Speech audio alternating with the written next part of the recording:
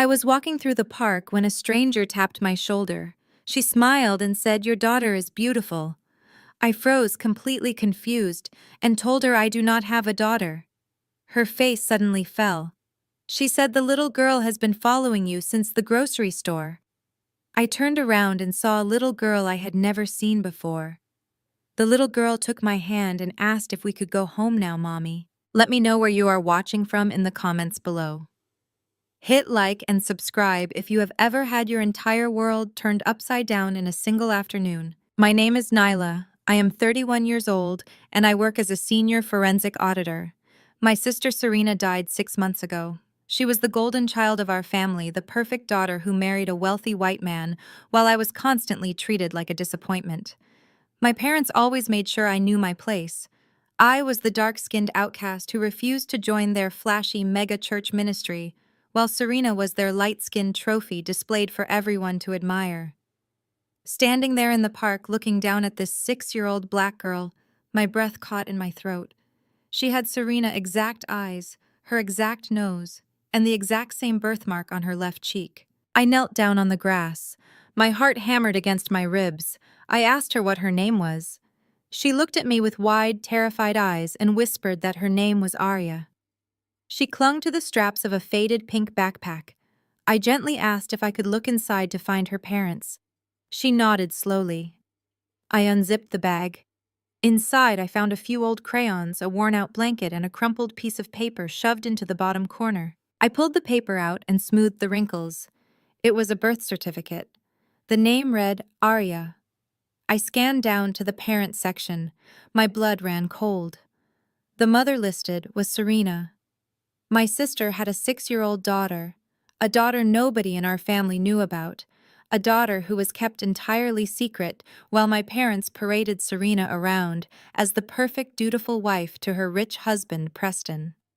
Before I could even process this massive revelation, a heavy hand clamped down on my shoulder. I spun around. 2 large men stood looming over us. They wore dark suits that looked completely out of place for a sunny Saturday at the park. The taller one grabbed Arya by the arm. He told me to step aside because the kid belonged to them. Arya screamed and hid behind my legs, crying and begging me not to let them take her. I stepped directly in front of the little girl, shielding her with my body. I demanded to know who they were. The shorter man stepped forward, cracking his knuckles. He told me I was making a big mistake. He said I needed to walk away right now and pretend I never saw this kid. He reached into his jacket. They thought I was just some defenseless woman they could intimidate. They had no idea who they were dealing with. My job requires me to track down dangerous criminals who hide millions of dollars. I am trained to handle high-pressure situations. I deal with federal agents and corporate fraudsters every single day. I did not scream. I did not panic. I reached into my purse, moving slowly so they would think I was grabbing my wallet. Instead, my fingers wrapped around the canister of industrial-strength pepper spray I always carry. The tall man lunged forward to grab Arya again. I pulled the canister and sprayed a direct stream right into his eyes. He howled in pain, clutching his face and stumbling backward into his partner.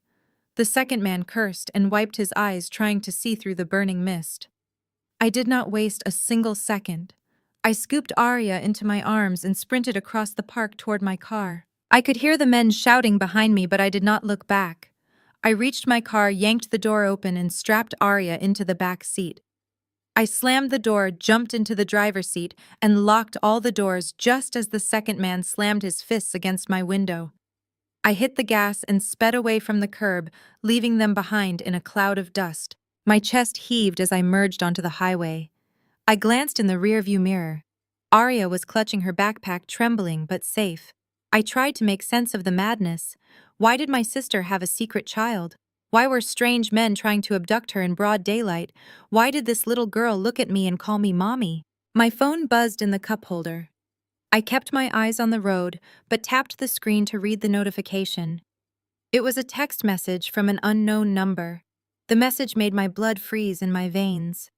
It read, "Hand the kid over, or you will end up exactly like your sister." My sister supposedly died by accidentally falling down a flight of stairs. That was the story my parents and my brother-in-law Preston told the police. That was the story they sold to our church. But staring at that text message, I knew the truth. Serena did not fall. She was murdered. And whatever she was hiding was sitting right now in the back seat of my car. They wanted to threaten me. They wanted to silence me just like they silenced her, but they messed with the wrong sister. I pressed my foot down hard on the gas pedal. I was not going to run and hide. I was going to drive straight into the lion's den. The tires of my car screeched loudly as I took the sharp turn into the gated community of Oakwood Estates. I did not care about the speed limit or the neighborhood watch. My knuckles were completely white against the steering wheel, and my heart was beating a relentless, heavy rhythm in my chest. Beside me in the passenger seat, little Aria clutched her faded pink backpack. Her big brown eyes were wide with a heartbreaking mix of fear and exhaustion. I told her softly that everything was going to be fine, but my own voice sounded completely foreign to me. We pulled up to the sprawling driveway of my parents' massive estate. Expensive cars lined the entire street. They were luxury vehicles belonging to the elite elders, politicians, and wealthy donors of my father's megachurch. Today was the 6-month memorial of Serena passing.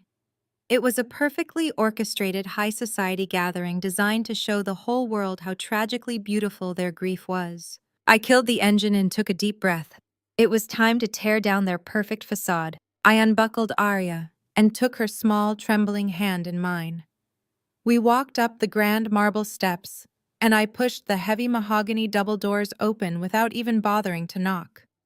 The grand foyer was filled with the soft hum of classical music and the polite low chatter of people dressed in somber but incredibly expensive black designer clothes. In the center of the massive room, my mother Yvonne stood radiating her usual intimidating grace. She wore a tailored black suit that probably cost more than my first car, and she elegantly held a crystal champagne flute. Next to her stood my father, Bishop Terence, shaking hands and accepting condolences with a highly practiced, pious smile. And right beside them was Preston. The grieving white widower was soaking up the sympathy of the room while dabbing at perfectly dry eyes with a silk handkerchief. I stepped fully into the bright light of the crystal chandelier, pulling Arya gently forward. The heavy wooden doors clicked shut behind me, and the sound echoed like a gunshot through the hall. The polite chatter died instantly. Dozens of judgmental eyes turned toward us. I watched the blood drain completely from Preston's smug face. His jaw went slack, and the silk handkerchief slipped right from his fingers, fluttering slowly to the marble floor. My mother turned her head to see what had silenced the entire room. When her eyes landed on the little girl holding my hand, her immaculate composure shattered into a million pieces. The crystal champagne flute slipped from her grasp and crashed against the floor, sending expensive liquid and glass flying across the polished marble. I did not give them a single second to recover their breath or formulate a lie. I marched straight through the crowd. The wealthy church elders parted for me like the Red Sea, their eyes darting rapidly between my face and the exact miniature replica of my dead sister hiding behind my legs. I reached the display table where a massive framed portrait of Serena sat surrounded by dozens of white lilies. I reached into my purse, pulled out the crumpled piece of paper I had taken from the backpack, and slammed it down hard onto the glass tabletop.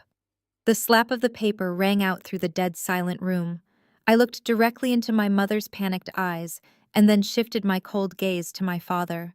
I demanded to know why my sister had a 6-year-old daughter that nobody in this entire family knew about. Preston took a heavy step backward, pulling nervously at his collar, as if he suddenly could not breathe. He opened his mouth, but no words came out. My father, Bishop Terence, looked down at the birth certificate on the table and then looked closely at Arya.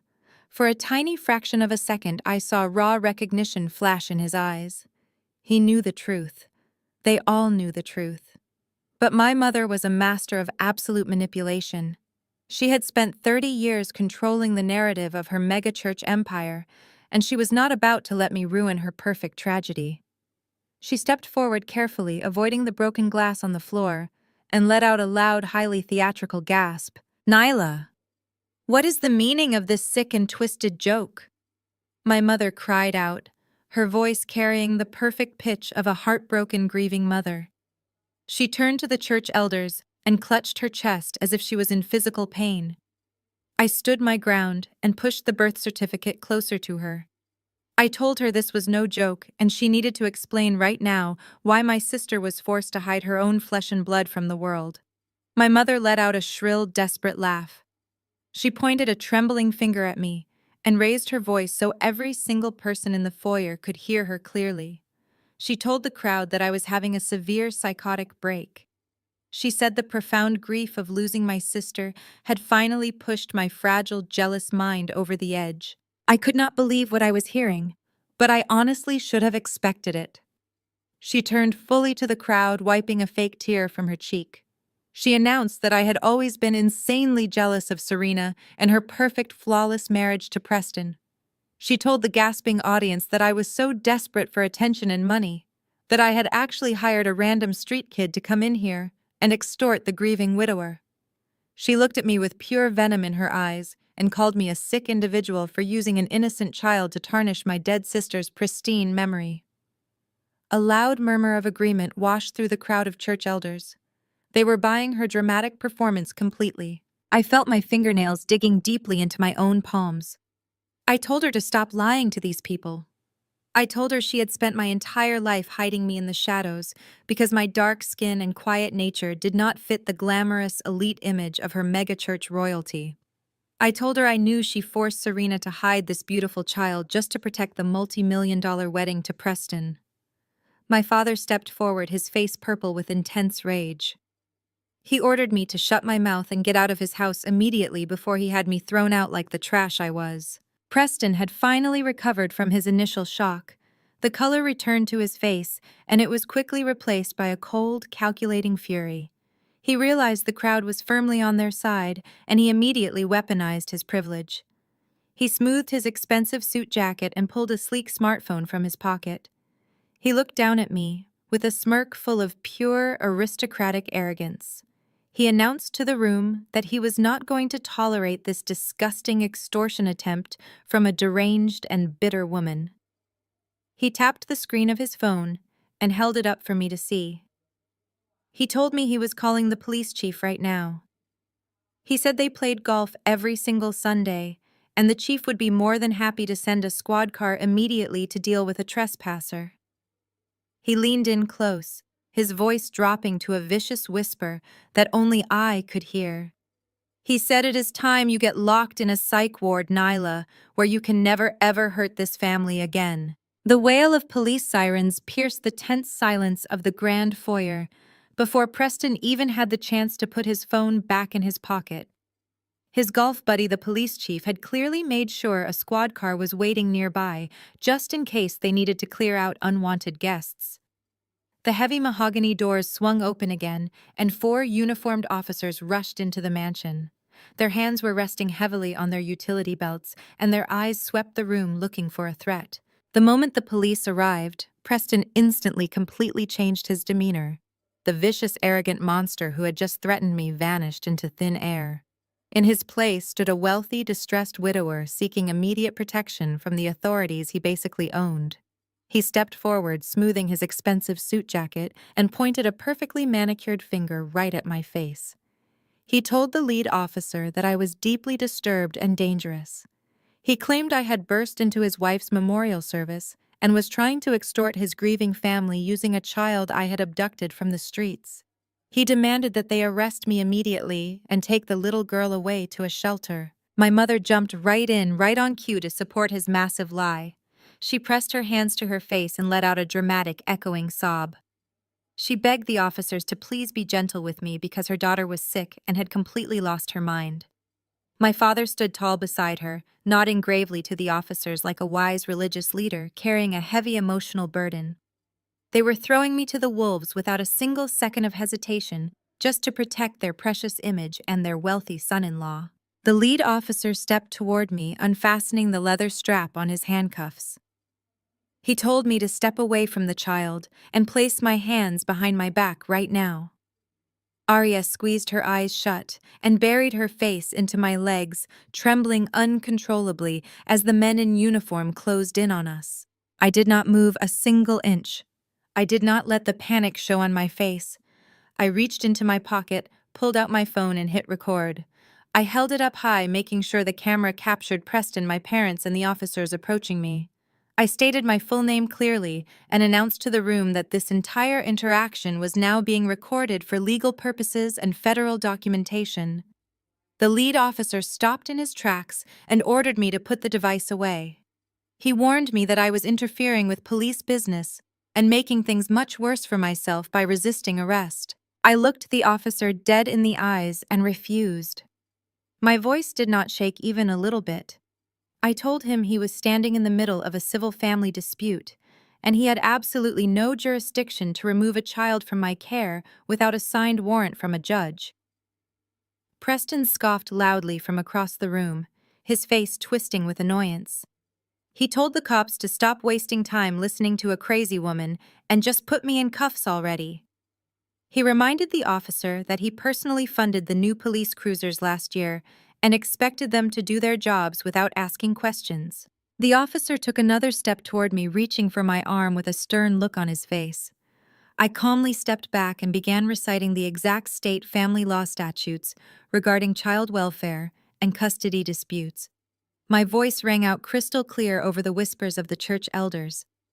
I informed the police that without a court-appointed guardian ad litem present, physically seizing a child without proof of imminent danger was a direct violation of federal civil rights.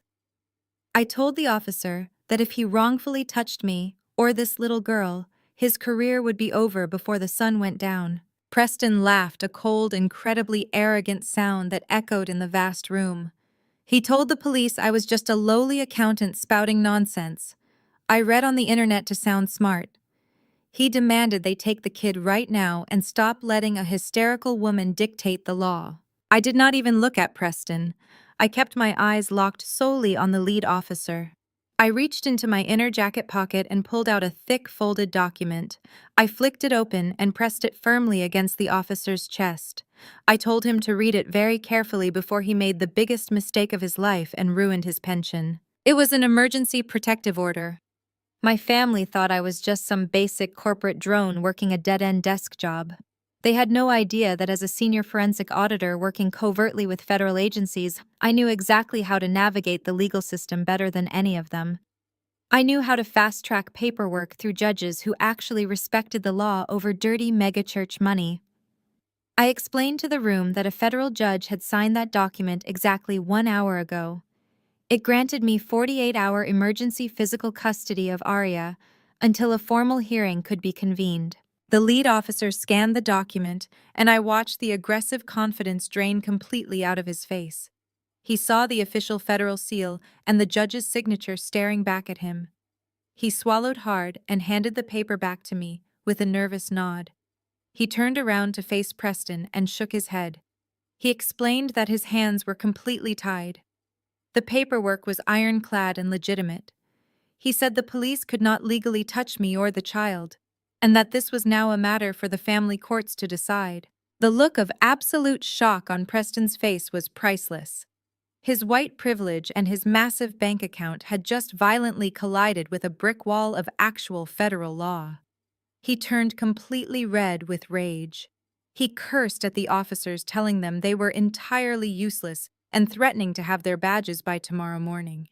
The officers awkwardly backed away, muttering quiet apologies to the wealthy donors as they quickly exited the mansion through the heavy doors, leaving Preston fuming. The grand foyer fell into a dead, suffocating silence once again. The elite church crowd stared at me in stunned disbelief. Nobody had ever stood up to Preston and won.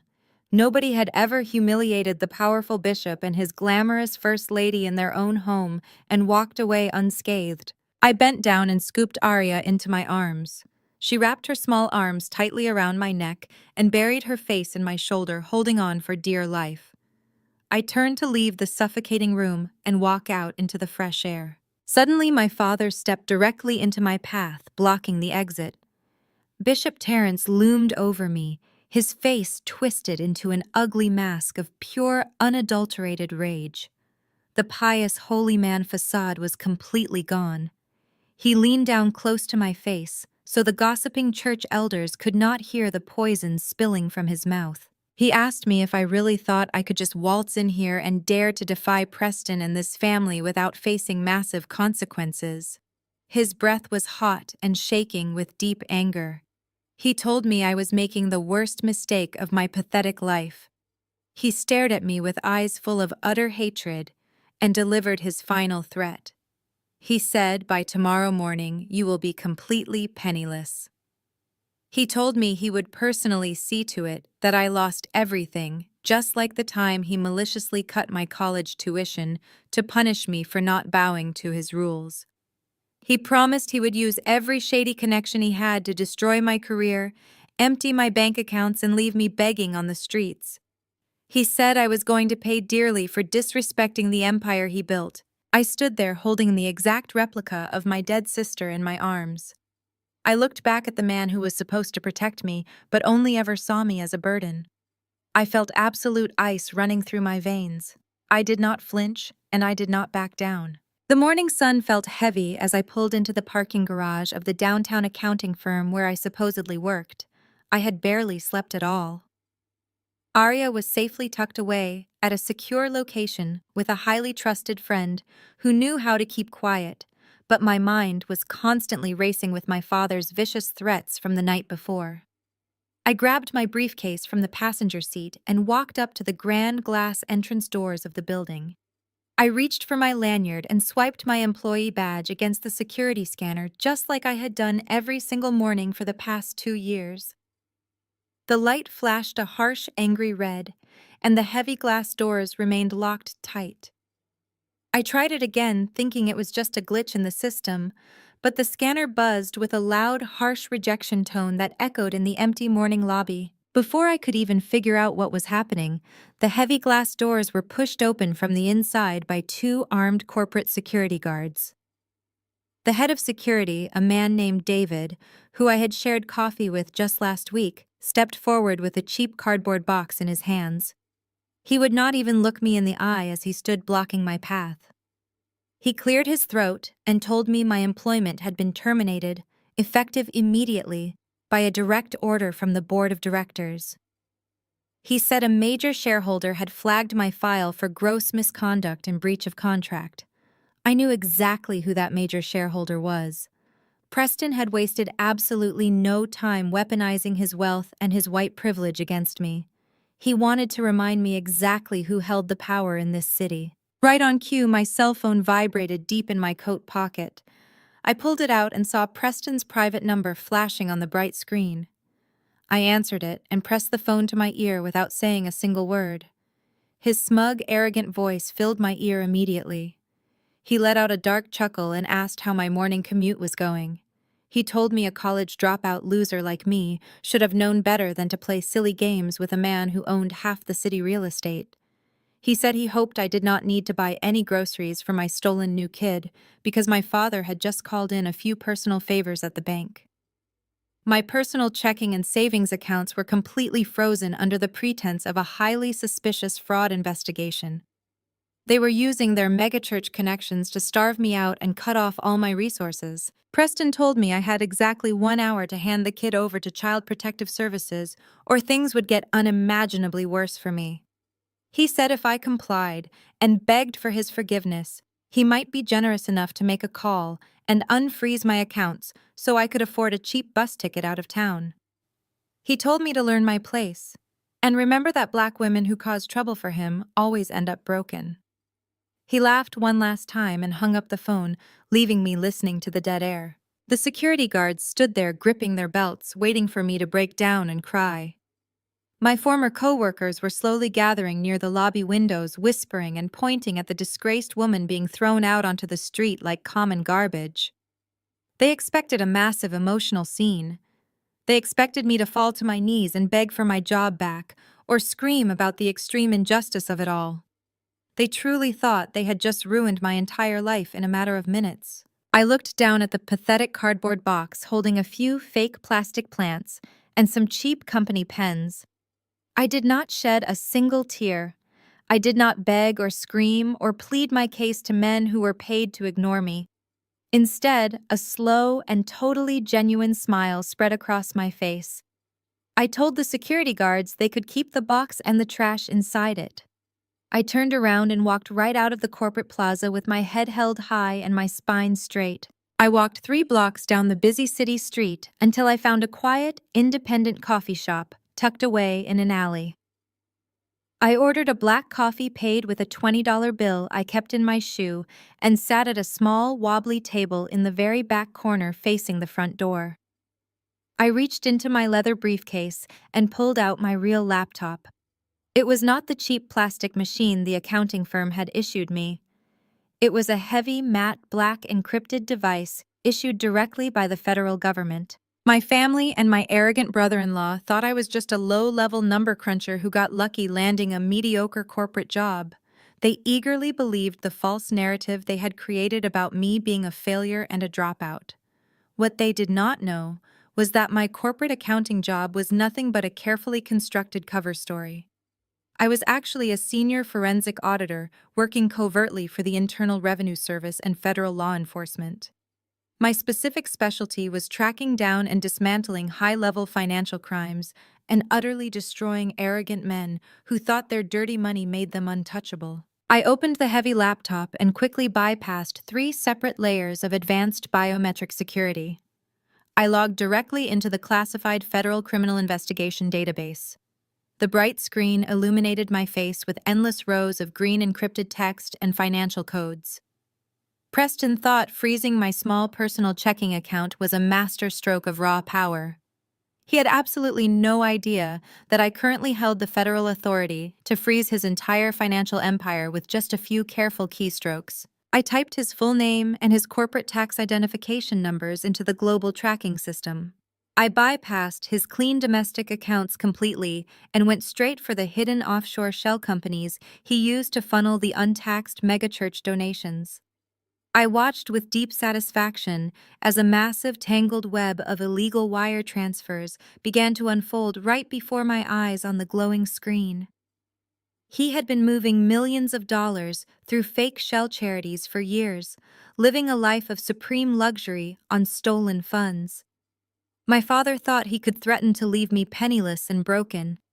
But as I tracked the offshore routing numbers connecting Preston's stolen wealth directly to my parents' shady church accounts, I knew exactly who was going to be left begging on the streets by the time I was done with them.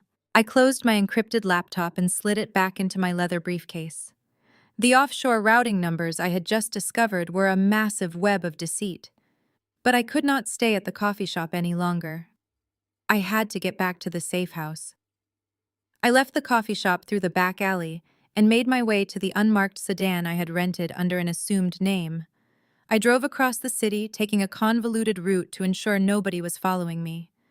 The safe house was an anonymous brick building in an industrial park.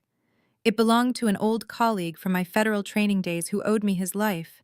It was completely off the grid and practically a fortress. I unlocked the heavy steel door and stepped inside the dimly lit room. My friend gave me a silent nod and quietly slipped out the back, leaving me alone with Arya. The little girl was sitting exactly where I had left her earlier that morning. She was curled into a tiny ball on the edge of the leather sofa.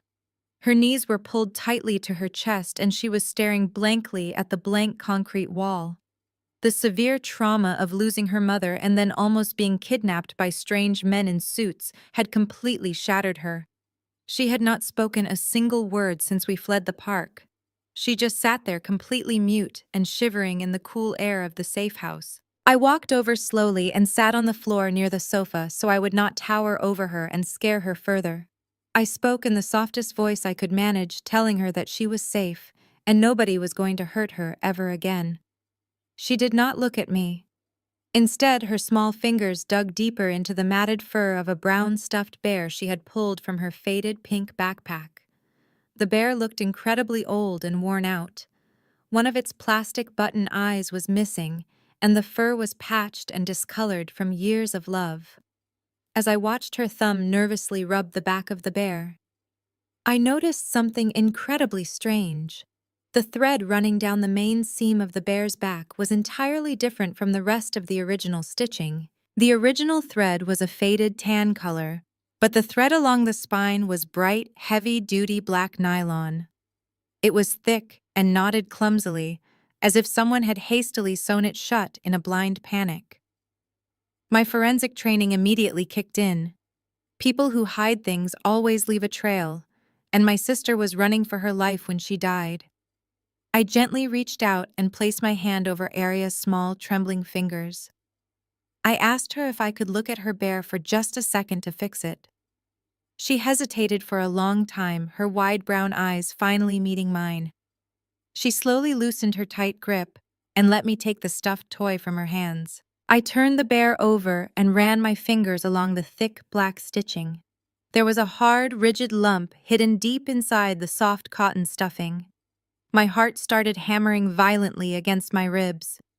I reached into my briefcase and pulled out a small pocket knife. I whispered an apology to Arya and carefully sliced through the thick black nylon thread. I pulled the old fabric apart and reached inside the stuffing. My fingers brushed against cold, hard plastic. I pulled it out and held it up to the dim light of the safe house. It was a small black USB drive. Arya watched me with wide, fearful eyes as I set the bear down next to her and pulled my encrypted laptop back out. I booted up the machine and bypassed the heavy security protocols once again. My hands were shaking so badly I almost dropped the tiny plastic drive. Whatever my sister had hidden inside this toy was the key to this entire nightmare. It was the exact reason she was murdered, and the reason my parents were willing to destroy my entire life to get this child back. I pushed the drive into the USB port. A single video file popped up on the black screen. The file name was simply for Nyla. I took a deep, steadying breath and clicked play. The screen flickered and then Serena's face filled the monitor. She looked absolutely terrible. The glamorous, polished trophy wife image I had known my entire life was completely gone. Her hair was a tangled mess. Her face was badly bruised, and her eyes were red and swollen from crying. She was sitting in what looked like a dark closet, whispering frantically into the camera. The sound of her broken voice shattered my heart into a million pieces. Serena looked directly into the lens and started crying uncontrollably. She said, "Nyla, if you are watching this, it means I am gone and you found Arya." She choked on a heavy sob and covered her mouth to muffle the sound. She said she was so incredibly sorry. She apologized for being a coward and for standing by silently while our parents treated me like absolute trash my entire life. She said she was too weak to fight their manipulation, and she let them destroy my self-worth just so she could keep the peace in the family. Hearing my perfect sister admit the ugly truth after all these years felt like a physical blow to my chest. But the heartfelt apologies were just the beginning. Serena leaned closer to the camera, her eyes darting around nervously in the dark. She said, "I need you to know the dark truth about Preston and the church." She revealed that Preston was not a wealthy businessman at all. His entire fortune was a complete lie fabricated by our greedy parents. She told me Preston was actually a glorified criminal laundering millions of dollars of untaxed megachurch donations through offshore shell companies. Our parents used his fake elite status to attract wealthier donors, and Preston used the megachurch to wash his dirty money. They were all equal partners in a massive federal financial crime ring. Serena wiped her bruised face and pulled a folded piece of paper into the frame. She said they forced her to marry him to keep the illegal secret safe within the family. Then she looked down and her voice completely shattered. She said, "Arya is not Preston's child. Arya is the daughter of my first love, Marcus, the boy our father violently ran out of town because he was poor and black." She confessed that when she got pregnant, our parents were absolutely terrified the scandal would ruin the pristine church image and destroy the lucrative marriage arrangement with Preston. They forced Serena to hide her pregnancy from the entire world. They sent her away claiming she was on a long missionary trip overseas. When Arya was born, our parents immediately ripped the newborn baby from her arms. They locked Arya away in a private, secretive facility funded entirely by dirty church money. Serena wept openly as she described the sheer agony of visiting her daughter in secret for 6 long years, playing the dutiful, happy wife while her heart was completely broken. She said she finally gathered the courage to steal Arya back and expose the entire money laundering operation to the feds. But Preston found out about her plan. Serena whispered that Preston was coming for her right now, and she had to hide the evidence fast. She begged me to protect Arya and use my forensic skills to tear down their corrupt, evil empire. She said, "You were always the strongest one, Nyla. You are the only one who can stop them." The video suddenly glitched, and Serena looked off camera with pure, absolute terror in her eyes. The screen went completely black. I sat there frozen, staring at the dark monitor as the horrifying truth washed over me. Before I could even process the massive magnitude of the betrayal, a loud booming sound echoed through the small safe house. Someone was pounding violently on the heavy steel door. The booming sound of the pounding at the safe house door felt like a physical threat, but I did not move an inch away from my laptop. I did not have time to be terrified because my brain was already shifting into high gear. I grabbed the burner phone from my pocket and checked the industrial park security camera feed. It was just the building manager dropping off a delivery for my colleague. I let out a long, shaky breath and turned back to Arya, who was still staring at the blank concrete wall. I needed to keep her calm while I prepared to go on the offensive.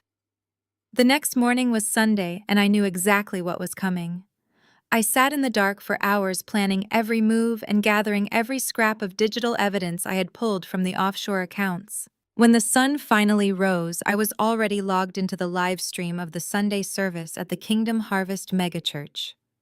The production value was insane. Cameras zoomed across the massive stage, catching the bright lights reflecting off the gold-plated podium, where my father, Bishop Terence, stood looking like a king. Thousands of people were packed into the auditorium, and tens of thousands more were tuning in online. I watched from the safe house, feeling my stomach turn, as the opening choir started their high-energy performance. Everything about this display was designed to project absolute power and holy perfection. Then the camera panned to the side of the stage. My mother, Yvonne, walked out. She was dressed in a stunning designer dress that looked like it had been custom-made just for this broadcast. She took the microphone with a practiced poise that would have been impressive if I did not know exactly what kind of monster was hiding beneath that smile. The music faded into a somber tone. Yvonne began her sermon, and within 2 minutes she was already talking about the pain of a grieving mother. She used a lace handkerchief to dab at her eyes, which were perfectly dry. She looked straight into the camera lens, her expression shifting from sorrow to righteous anger. She started talking about the tragedy of broken families and the influence of evil spirits. I leaned in closer to the monitor. Yvonne knew how to play this crowd like a virtuoso. She told them about her poor, misguided daughter, Nyla, who had recently suffered a mental breakdown after the passing of my dear, sweet Serena.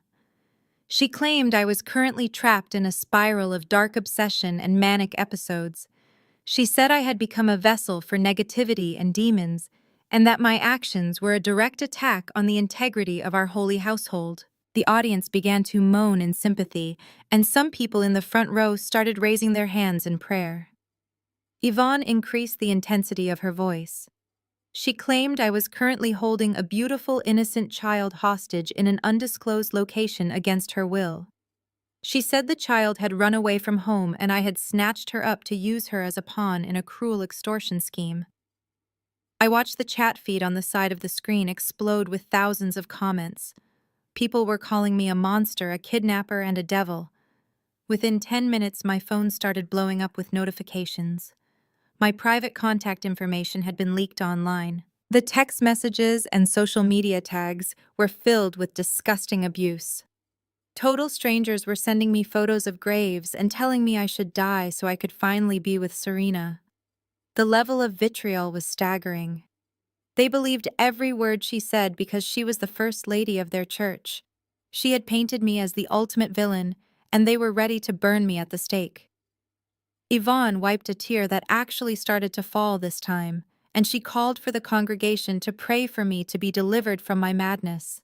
She was effectively putting a target on my back for the entire world to see. I looked at the screen and felt a surge of cold fury. I knew she was lying, but she was using the church to hide behind. I kept watching, waiting for her to make one mistake. Suddenly, the camera zoomed in for a tight close-up on Yvonne's face as she leaned over the podium to share a final message of hope. The light caught her neck perfectly. My eyes locked onto the large diamond necklace hanging from her throat. The stones were unique with a deep blue tint and a very specific teardrop cut. I froze. I knew that piece of jewelry better than I knew my own name. It was the signature heirloom that my grandmother had passed down to me in her original will. Years ago, when I had asked about it, Yvonne told me with a straight face that she had been forced to sell it to fund an orphanage in Haiti. She said she had to sacrifice her own treasures for the sake of the church. I remembered her crying about the poverty and the children who needed help. I had felt so guilty for even asking about a necklace when I saw how much pain it caused her to let it go. My hands started moving across the keyboard faster than they ever had before. I accessed the database of the orphanage charity that Yvonne claimed she funded with the sale of the heirloom. It took me less than 30 seconds to bypass the weak firewalls. I pulled up the charity budget sheets and the public disclosure reports. There was absolutely no record of any such sale in the church financial logs. I dug deeper into the hidden bank accounts I had been tracking since the morning. I found a deposit of $200,000 into Yvonne's private account dated exactly 3 years ago. The memo on the transaction read, "Jewelry liquidation." She had lied to my face for years. She had stolen my grandmother's legacy and pocketed the money for her own vanity while pretending to be a saint. I sat back in my chair and realized the power of what I had just found. She was not just a liar and a manipulator. She was a common thief using the church to facilitate her greed. She thought she was untouchable because she had the congregation behind her. But every single bit of money she had moved and every lie she had told was now stored in my drive. She had just committed the greatest mistake of her life by trying to destroy me on national television. I was not just going to defend myself. I was going to take everything from her. The adrenaline from discovering my mother's massive financial theft was still pumping fiercely through my veins when the heavy steel door of the safe house violently rattled. This time, the pounding was not the polite knock of a building manager dropping off a package. It was hard, aggressive, and carried the distinct weight of assumed authority. The loud, heavy thuds echoed off the concrete walls of the small room, vibrating through the floorboards beneath my feet. Arya jumped up from the leather sofa. Her small hands dropped her stuffed bear to the floor, and she let out a high-pitched scream of pure terror. She ran to the far corner of the room and curled herself into a tight ball, covering her ears with her hands. My heart ached for the little girl who had already endured so much trauma in her short life. She thought the bad men had finally come to take her away. I rushed over to her and knelt down on the cold floor. I spoke in a very soft and steady voice, telling her to be brave and promising her that absolutely no one was going to take her away from me. I stood up and walked silently to the security monitor sitting on the metal desk. I tapped the screen to pull up the exterior camera feed. There were 4 people standing outside the safe house door. 2 of them were local police officers in full uniform, looking impatient and aggressive with their hands resting on their duty belts. Standing between them was a woman wearing a cheap gray suit and holding a thick metal clipboard. She had the cold, bureaucratic look of a child protective services agent who was simply there to follow orders and collect a paycheck. Standing slightly behind them in the shadows near a parked car was one of Preston's private security thugs, keeping an eye on the operation. Preston had actually done it. He had used his massive wealth and his deep political connections in the city to bribe a child welfare agent and fast-track a local police raid on a Sunday morning. He wanted to bypass the family courts entirely and snatch Arya by brute force, claiming she was in imminent physical danger. He knew he could not win a legal custody battle, so he was using the corrupt system he funded to steal her back before I could expose his crimes. I walked over to the heavy steel door and slid the thick metal chain lock firmly into place. I turned the deadbolt just enough to open the door a tiny crack while keeping it completely secured to the frame. The cold morning air rushed through the narrow opening. The woman in the gray suit immediately stepped forward and shoved her metal clipboard right up against the crack in the door. She spoke in a loud, demanding voice, telling me she was an investigator with the Department of Child and Family Services. She said they had received an urgent anonymous tip that a severely mentally ill woman was holding a runaway child hostage in an unsafe, abandoned industrial building. She demanded that I open the door immediately and surrender the little girl to state custody so she could be placed in a safe foster home while I was taken in for a psychiatric evaluation. I looked right through the crack and told her she was completely out of her jurisdiction. I told her I had emergency physical custody granted by a judge and that she was acting on a fraudulent tip submitted by a man who was currently under active federal investigation. The CPS worker scoffed loudly. She told me my claims were the exact kind of paranoid delusions described in the anonymous report. She pulled a single piece of paper from her clipboard and held it up to the crack. It was a local emergency removal order. It looked incredibly rushed, and it was signed by a local magistrate known for attending my father's megachurch. Preston had literally bought a judge to sign a fake emergency order on a Sunday. The sheer corruption of it all was staggering, but I did not let my anger show. I told the CPS worker that her local order was completely invalid against a federal mandate, and that stepping foot inside this building would constitute a massive civil rights violation that would end her career in state government. One of the local police officers stepped forward, pushing the CPS worker slightly aside. He looked at me with pure disdain and told me I had exactly 10 seconds to unchain the door and step outside with my hands visible. He warned me that if I did not comply, they were going to use a battering ram to breach the steel door and arrest me for child endangerment and resisting a lawful order. Behind me, I could hear Arya crying softly in the dark corner of the room. The sound of her quiet sobs broke my heart, but it also fueled my absolute resolve. I looked the aggressive police officer dead in the eye and told him he was making a terrible mistake.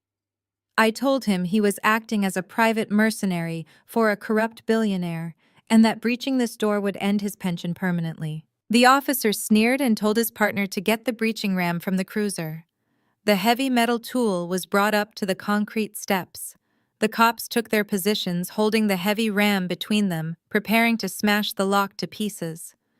The CPS worker stood back with a smug, satisfied look on her face, fully believing they were about to drag me out in handcuffs and hand my niece over to Preston's waiting thugs. I did not flinch, and I did not close the door.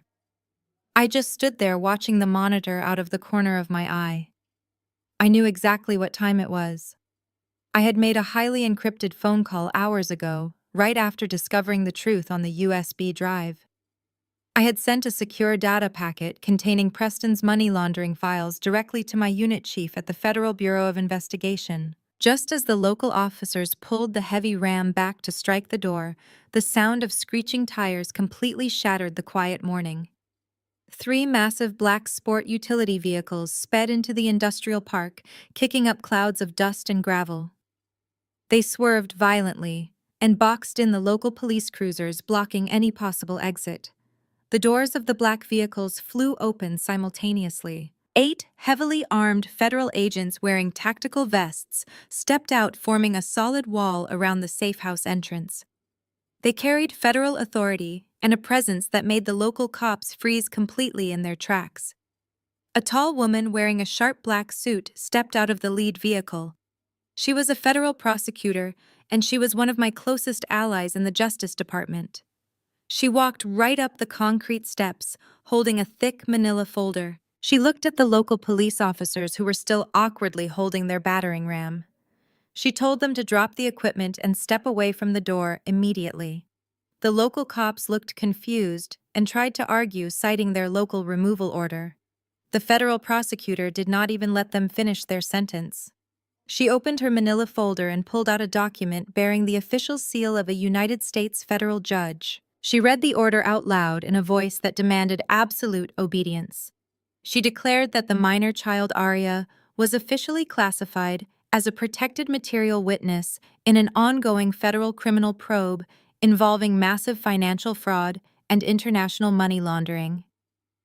She stated clearly that the child was to remain in the protective custody of senior forensic auditor Nyla effectively immediately.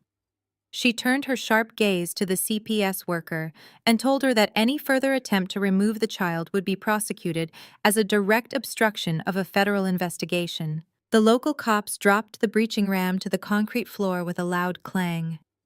The arrogant CPS worker turned completely pale.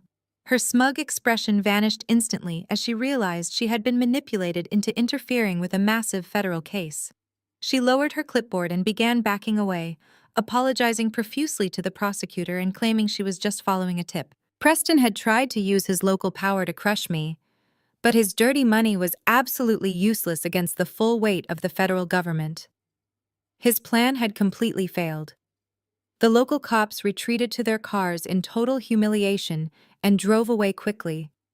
The federal prosecutor looked at me through the crack in the door and gave me a small, reassuring nod. I closed the door, slid the deadbolt shut, and walked back to the corner of the room. I reached out and pulled Arya into a tight, safe embrace, knowing that the real war was finally about to begin. The heavy steel door closed, and the safe house was quiet again.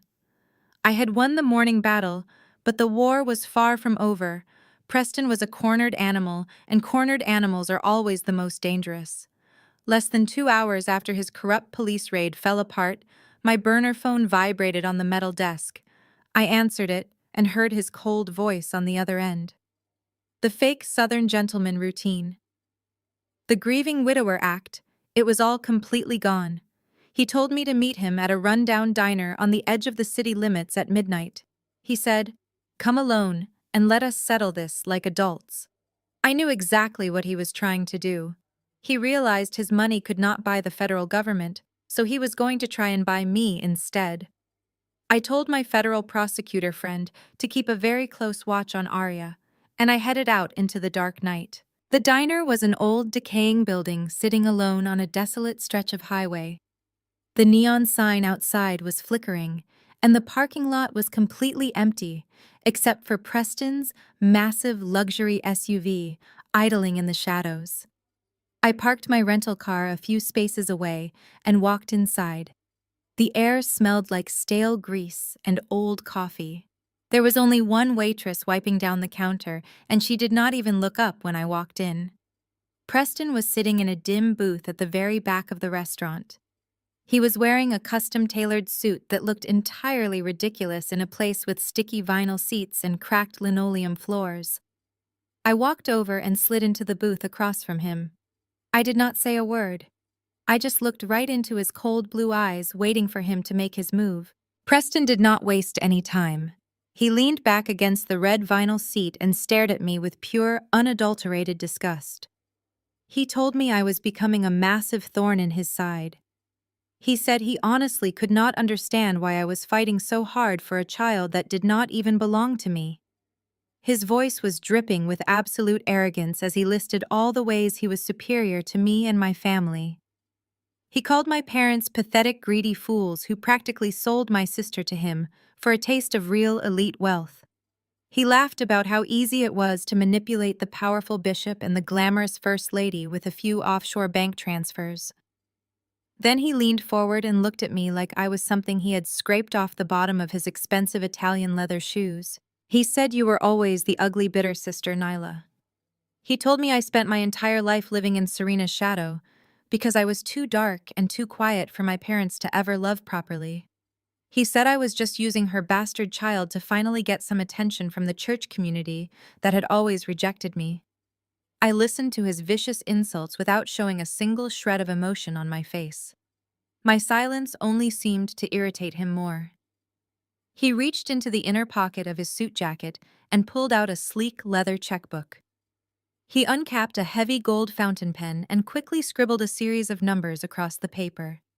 He ripped the check from the book and slid it slowly across the sticky table, stopping right in front of me. I looked down at the paper. It was a cashier check made out to me for $2 million. Preston leaned in close and told me to take the money and disappear forever. He said it was more money than a low-level corporate dropout like me would ever see in a lifetime. He told me to hand over the kid and the USB drive tonight, and I could go buy myself a new face and a new life far away from his city. He fully expected me to be insulted. He thought I would scream at him or tear the check into pieces and throw it in his face. He thought my pride would overrule my logic because he fundamentally misunderstood who I was. In his world, everyone had a price and everyone was driven by petty emotions. But I was not a vulnerable, grieving sister sitting across from him.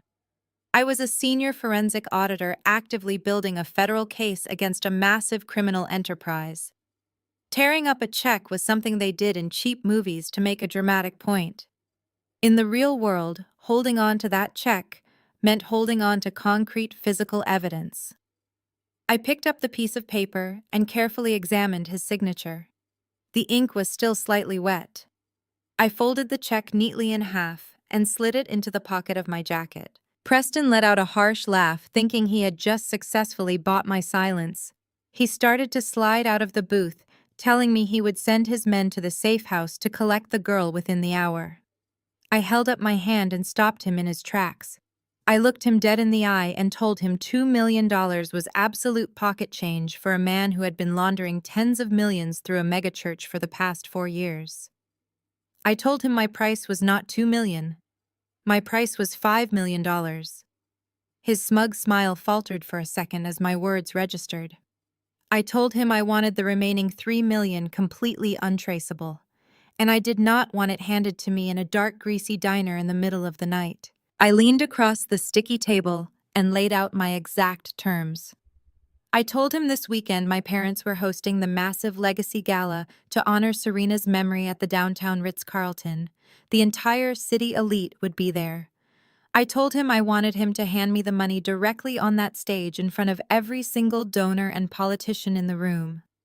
I said if he publicly presented the money to me, I would hand over the little girl and the USB drive that contained the video of Serena exposing his entire criminal network. I told him he could spin it any way he wanted. He could tell the crowd it was a generous donation to help his mentally ill sister-in-law. I did not care about his cover story. I only cared about getting exactly what I asked for in plain sight. Preston stared at me for a long time, trying to figure out my angle.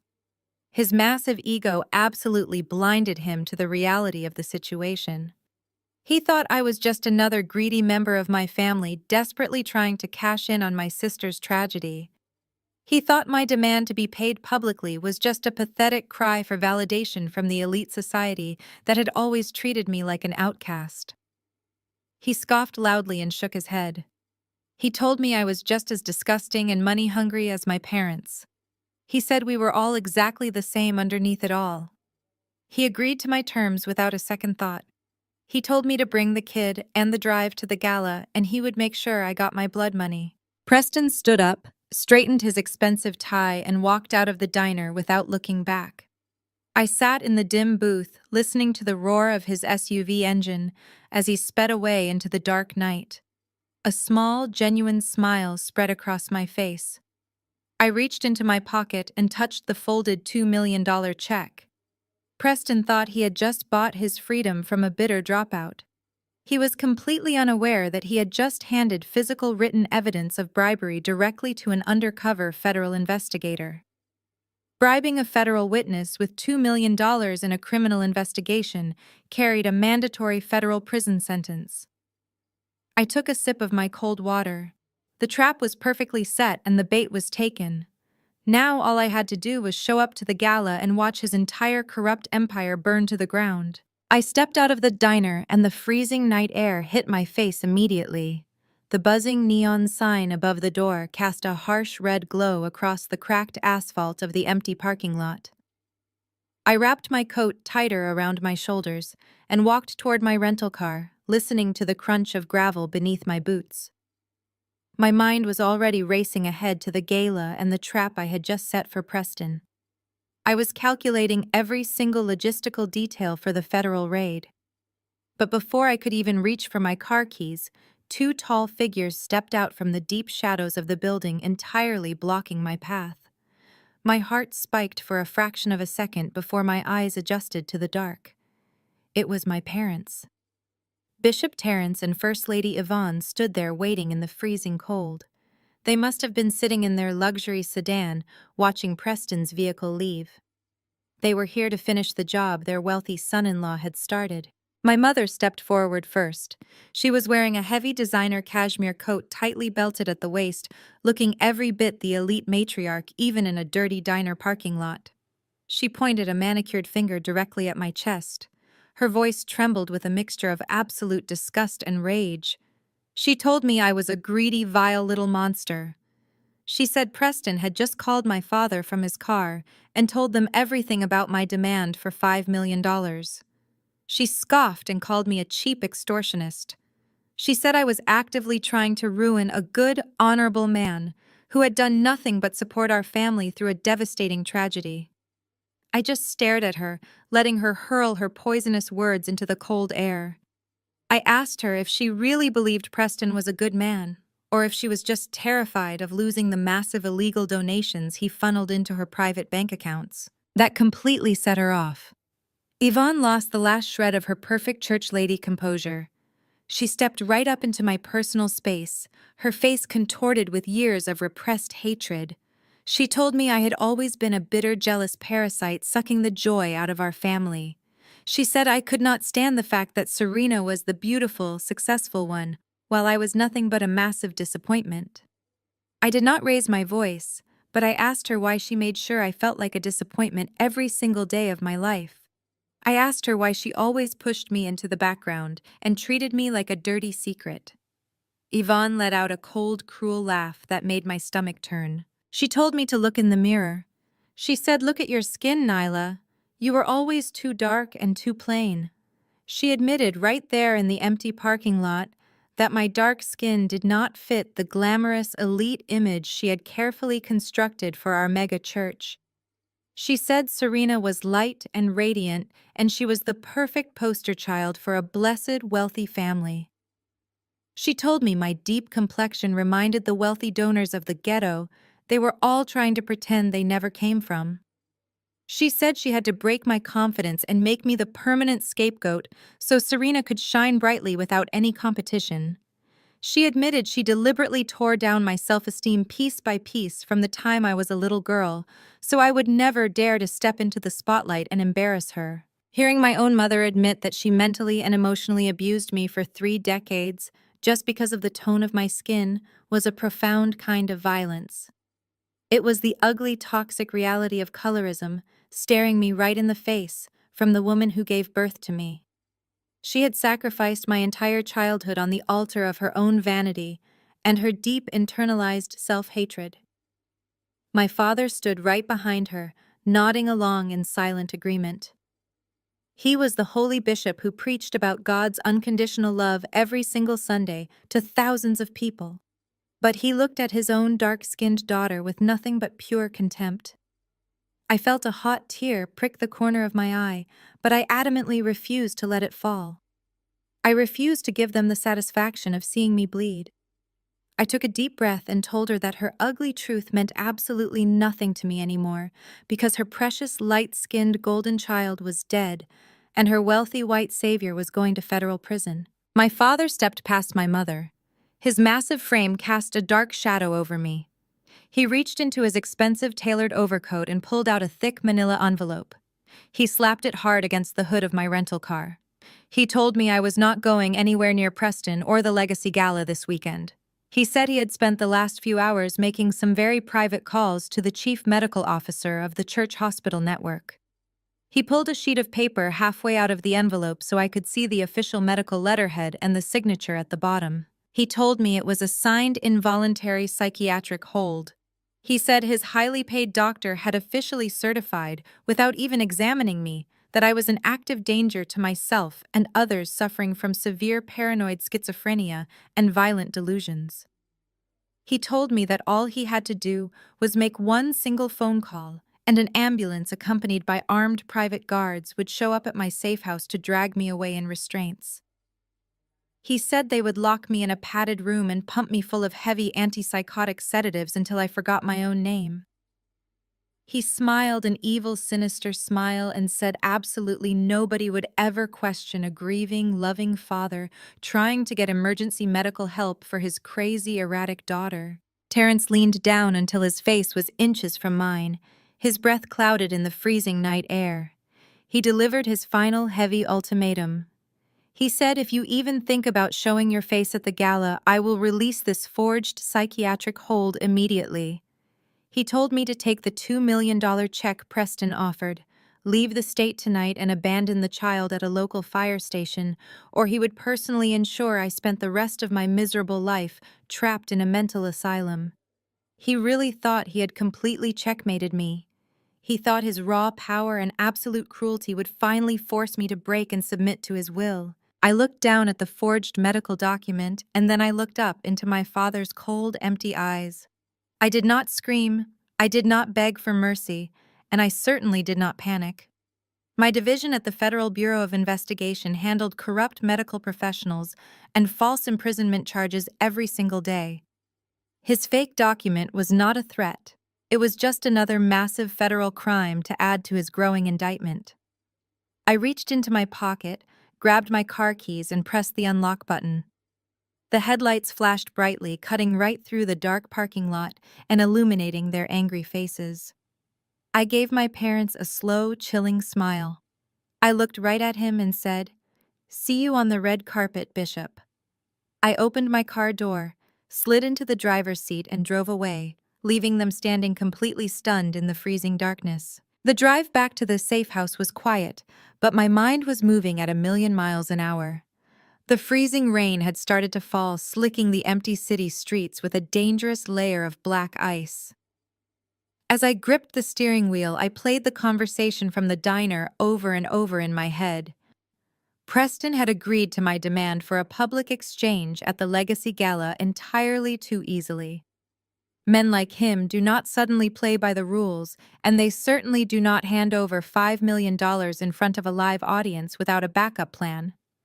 He was a cornered criminal, and he was desperate to destroy the evidence before the sun came up. He wanted me to believe I had won the negotiation, so I would let my guard down, but I knew better.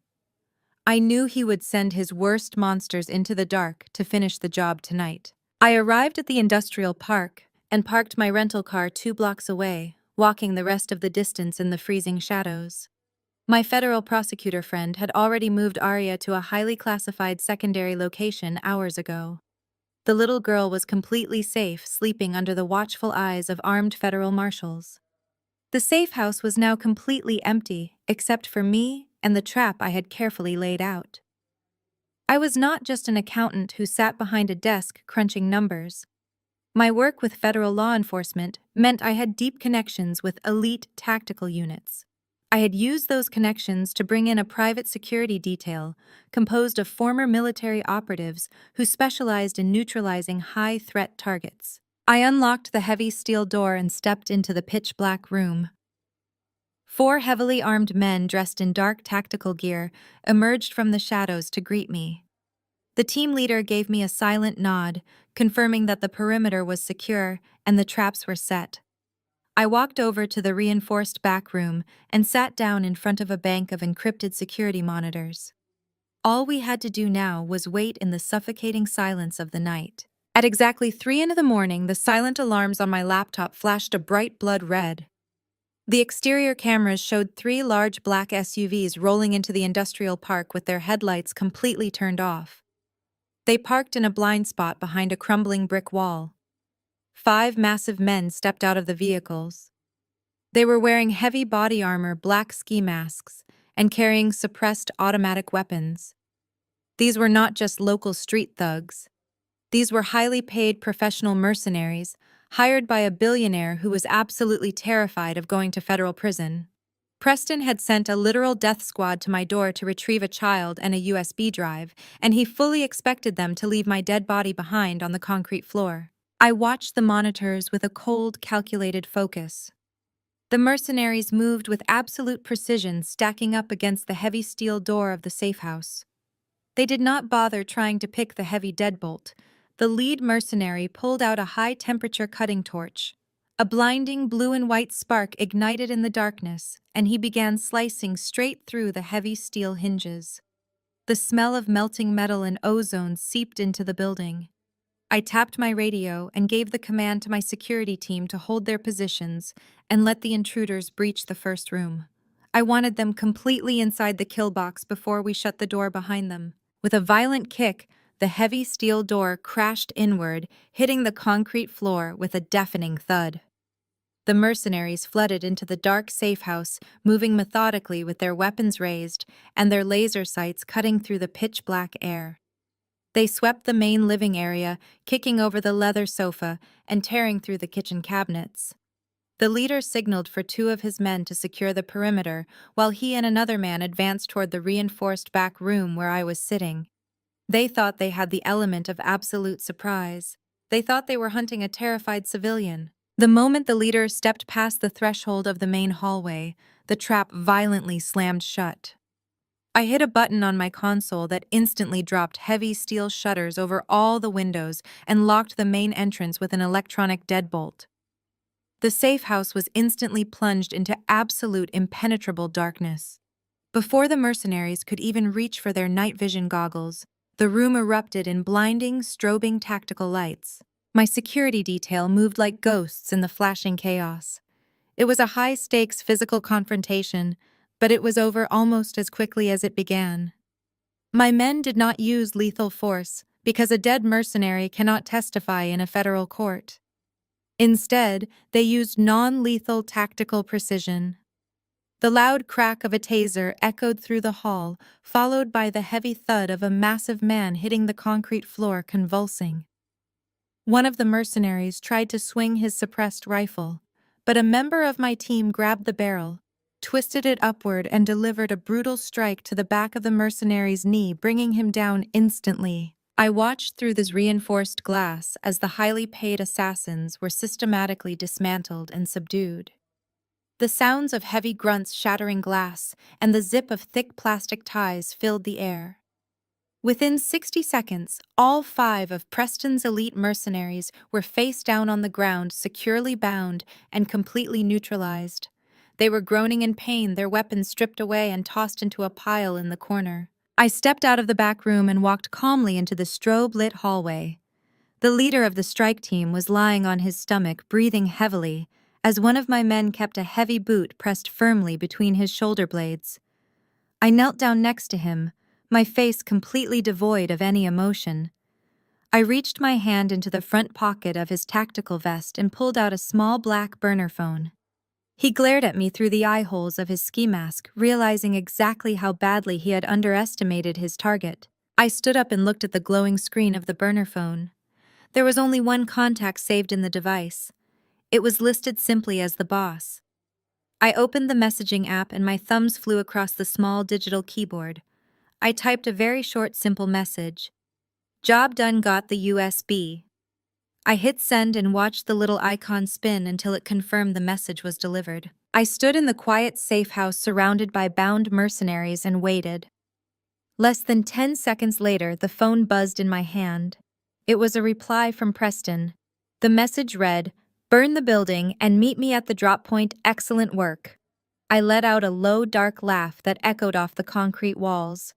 Preston was sitting in his luxury mansion, popping champagne and celebrating his victory. He truly believed he had just successfully ordered my execution and secured his criminal empire. He believed he was untouchable and that tomorrow at the Legacy Gala, he would be the undisputed king of the city.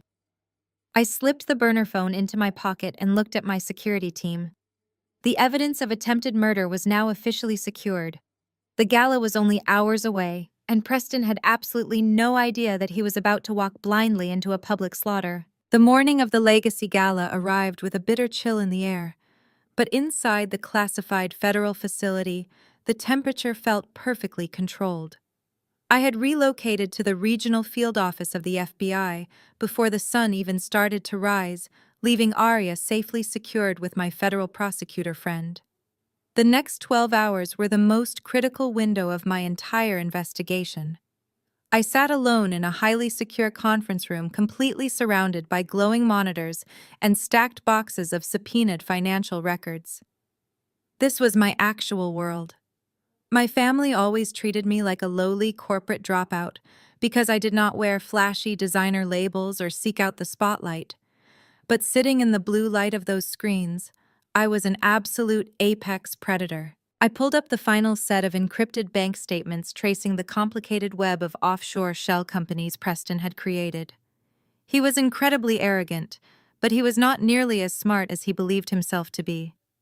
He had set up a fake charitable trust registered in the Cayman Islands, pretending it was an international missionary fund for my parents' megachurch. Every Sunday, thousands of honest, hard-working people placed their hard-earned money into the church collection plates, believing they were doing the work of the Lord. My parents funneled those millions directly into Preston's shell companies. Preston would then wash the money through high-end real estate developments and kick a massive percentage back to my parents in the form of luxury vehicles, private jets, and designer jewelry. It was a beautifully sinister operation until I tore it completely apart. My fingers flew across the keyboard, linking every single fraudulent wire transfer directly back to Preston's personal accounts. I cross-referenced the dates of the massive cash deposits with the days my mother claimed she was donating her personal wealth to orphans. Every single lie she had ever told on that pulpit was systematically dismantled by the cold, hard mathematical truth staring back at me on the screen. I compiled the final financial audit, creating an airtight federal indictment package that would put Preston and my parents behind bars for the rest of their natural lives. I hit print on the massive document and listened to the heavy federal printers churn out the physical evidence of their total destruction. Just as the printer finished its work, there was a sharp knock at the conference room door. A senior agent walked in holding a thick manila envelope stamped with the official seal of the Federal Family Court. He handed it to me with a respectful nod and stepped back out of the room. I knew exactly what was inside. I carefully broke the red wax seal and slid the heavy parchment paper out onto the desk. It was the expedited court-ordered DNA test results. The forensic lab had worked through the night comparing Arya's DNA with the medical samples taken during Serena's autopsy. I read down the lines of complex genetic markers until I reached the final conclusion at the bottom of the page. The probability of maternity was 99.9%. Arya was officially and legally proven to be Serena's biological daughter. Staring at that piece of paper, a fresh wave of deep, profound anger washed over me. My parents had completely erased this beautiful little girl's existence just to protect a multi-million-dollar money laundering operation masked as a holy marriage. They had forced my sister to live in a state of absolute psychological torment while they smiled and collected tithes from their massive congregation. I carefully folded the DNA results and placed them directly on top of the financial audit. The two documents together were the ultimate weapons I needed to execute my trap. I packed the physical files into my leather briefcase and locked it securely. I checked my watch. There were only 4 hours left until the doors of the Ritz-Carlton opened for the Legacy Gala. I left the federal building and drove back to the safe house where Arya was waiting. It was time to prepare for the final confrontation. I had spent my entire life shrinking myself to make my mother and sister feel comfortable. I had allowed my mother to constantly tear down my self-esteem, telling me my dark skin was too harsh and my features were too plain for high society. She always made sure I wore muted colors and stayed quietly in the background, so I would never outshine her golden child. Tonight, I was going to completely shatter every single insecurity she had ever forced upon me. I walked into the bedroom where my clothes were waiting and unzipped the heavy black garment bag. I pulled out a breathtaking custom designer gown. It was a brilliant, deep, emerald green silk that hugged every single curve of my body and contrasted beautifully against the rich, dark tone of my skin. It was the kind of dress that demanded absolute attention the moment you walked into a room. I slipped into the gown and stepped into a pair of sleek black designer heels. I applied my makeup with sharp precision, highlighting the striking bone structure I shared with my ancestors. I pulled my hair back into a sleek, elegant style that left my face completely open and unapologetic. I looked at my reflection in the full-length mirror. The woman staring back at me was not the quiet, bitter outcast my family believed her to be. She was a senior federal investigator, a fierce protector, and a woman who fully understood the incredible power of her own worth. I grabbed my leather briefcase and walked out into the living room. Arya was sitting on the sofa wearing a beautiful little black velvet dress I had bought for her the day before. She looked exactly like a tiny, beautiful version of Serena. She looked up at me with those big brown eyes and gave me a small, shy smile. I knelt down in front of her and gently adjusted the small bow in her hair.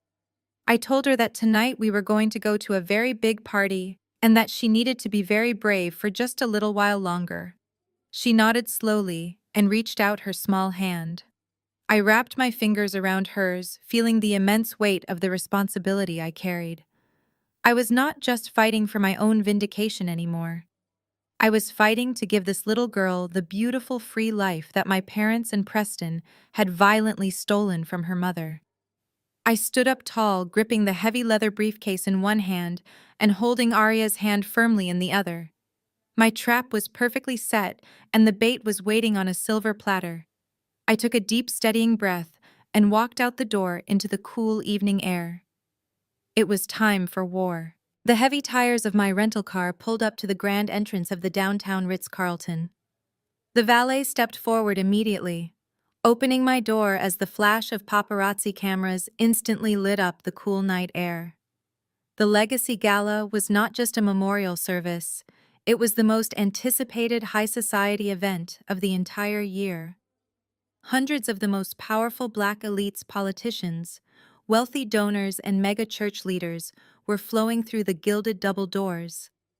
They were all dressed in custom tuxedos and floor-length designer gowns, ready to celebrate the tragic, beautiful memory of my sister Serena.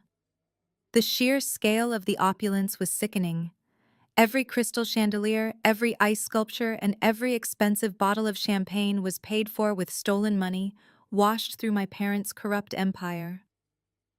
I handed the valet my keys and stepped onto the plush red carpet. The freezing wind bit at my skin, but I did not shiver. I reached back into the car and gently helped Arya step out onto the pavement. She looked up at the towering luxury hotel with wide, terrified eyes. I squeezed her small hand firmly and whispered that she was the most important person in this entire building and that she had absolutely nothing to fear. We walked through those massive glass doors and entered the grand ballroom. The space was absolutely breathtaking, filled with thousands of white roses and the soft, elegant sounds of a live string quartet. But the moment I stepped past the velvet ropes, the atmosphere in the room violently shifted. The polite chatter of the wealthy attendees began to die down, spreading like a silent shockwave from the entrance all the way to the front of the room. Heads turned, and hundreds of judgmental eyes locked onto me. These were the exact same people who had watched my mother's tearful Sunday broadcast. These were the people who had flooded my phone with death threats, believing I was a mentally unstable kidnapper possessed by demons. They expected to see a broken, deranged woman dragging a terrified street child. Instead, they saw me standing tall in a breathtaking deep emerald green silk gown that radiated pure, undeniable power. The dress moved like liquid glass under the crystal chandeliers, and my posture was completely unbothered. I held my heavy leather briefcase in my right hand and Arya's small hand in my left. The crowd parted for us instantly, stepping back as if we were royalty walking through the center of a conquered kingdom. I did not have to look far to find my mother. First Lady Yvonne was holding court near the center of the ballroom, surrounded by a group of wealthy politicians' wives. She was wearing a blindingly expensive silver gown and laughing at a joke when her eyes suddenly caught the movement in the crowd. She looked up and saw me walking directly toward the center aisle. All the blood completely drained from her perfectly contoured face. Her forced high society smile instantly shattered. She excused herself from the wealthy wives, and Power walked toward me, moving fast enough to intercept me before I could reach the front of the room. She stopped dead in my path, using her body to physically block my access to the main floor. She looked down at Arya with a flash of pure panic and then glared up at me with absolute venom. Her chest was heaving, but she kept her voice pinned down to a vicious whisper so the staring crowd could not hear her rage. She asked me what the hell I thought I was doing walking through the front door like I belonged here. She leaned in close so I could smell the expensive champagne on her breath. She told me Preston was waiting to finalize our little arrangement, but he was not going to do it in front of the entire city. She hissed at me to take your checkout back and get out of here. She told me I was embarrassing the family and that I needed to take my blood money and get out of her sight forever before she had me arrested for trespassing. She was absolutely desperate, trying to maintain the fragile illusion of control. She honestly thought the psychiatric hold my father forged was keeping me terrified. She thought I had dressed up just to make a pathetic final statement before disappearing with the hush money. She had absolutely no idea that the briefcase in my hand did not contain any room for a check. It contained the federal warrants that were about to end her entire glamorous life. I did not argue with her. I did not raise my voice or try to explain myself. I just looked at the woman who had spent 30 years tearing down my self-esteem because my skin was too dark. I looked at the thief who had stolen my grandmother's legacy to buy a diamond necklace, and I felt absolutely nothing for her. No anger, no fear, no sadness, just pure cold indifference. I gave her a slow, chilling smile that made her take a sudden step backward. I told her to get out of my way, Yvonne. I did not call her mother. I just used her first name, dropping the heavy weight of it right onto the polished marble floor between us. Before she could even process the disrespect, I stepped effortlessly around her and continued walking straight down the center aisle. She let out a sharp gasp, reaching out to grab my arm, but she caught herself just in time, remembering the hundreds of elite eyes watching her every move. She was completely paralyzed by her own obsession with public perception. I kept my eyes locked dead ahead, walking with a steady, rhythmic pace toward the front of the ballroom. The VIP head table sat on a slightly elevated stage completely covered in white lilies and glowing candles. Right in the center seat, acting like the king of the entire gala, sat Preston. He was wearing a sharp custom tuxedo and swirling a glass of amber liquor. He saw me approaching, and a highly arrogant smirk spread slowly across his face. He thought my grand entrance was just a bitter woman trying to soak up a few seconds of attention before taking a payoff. He thought he had won the war. As I drew closer, I watched Preston casually raise his hand and snap his fingers. 3 massive security guards wearing dark suits and earpieces instantly stepped out from behind the velvet curtains. Preston nodded his head toward me, signaling his thugs to prepare to drag me out by my hair the exact second the transaction was finished. He was ready for a show, and I was more than happy to give him one. I kept walking until I reached the very front row, stopping just a few feet away from the elevated stage where Preston sat, looking like a smug king holding court over his wealthy subjects. The live string quartet abruptly stopped playing their instruments.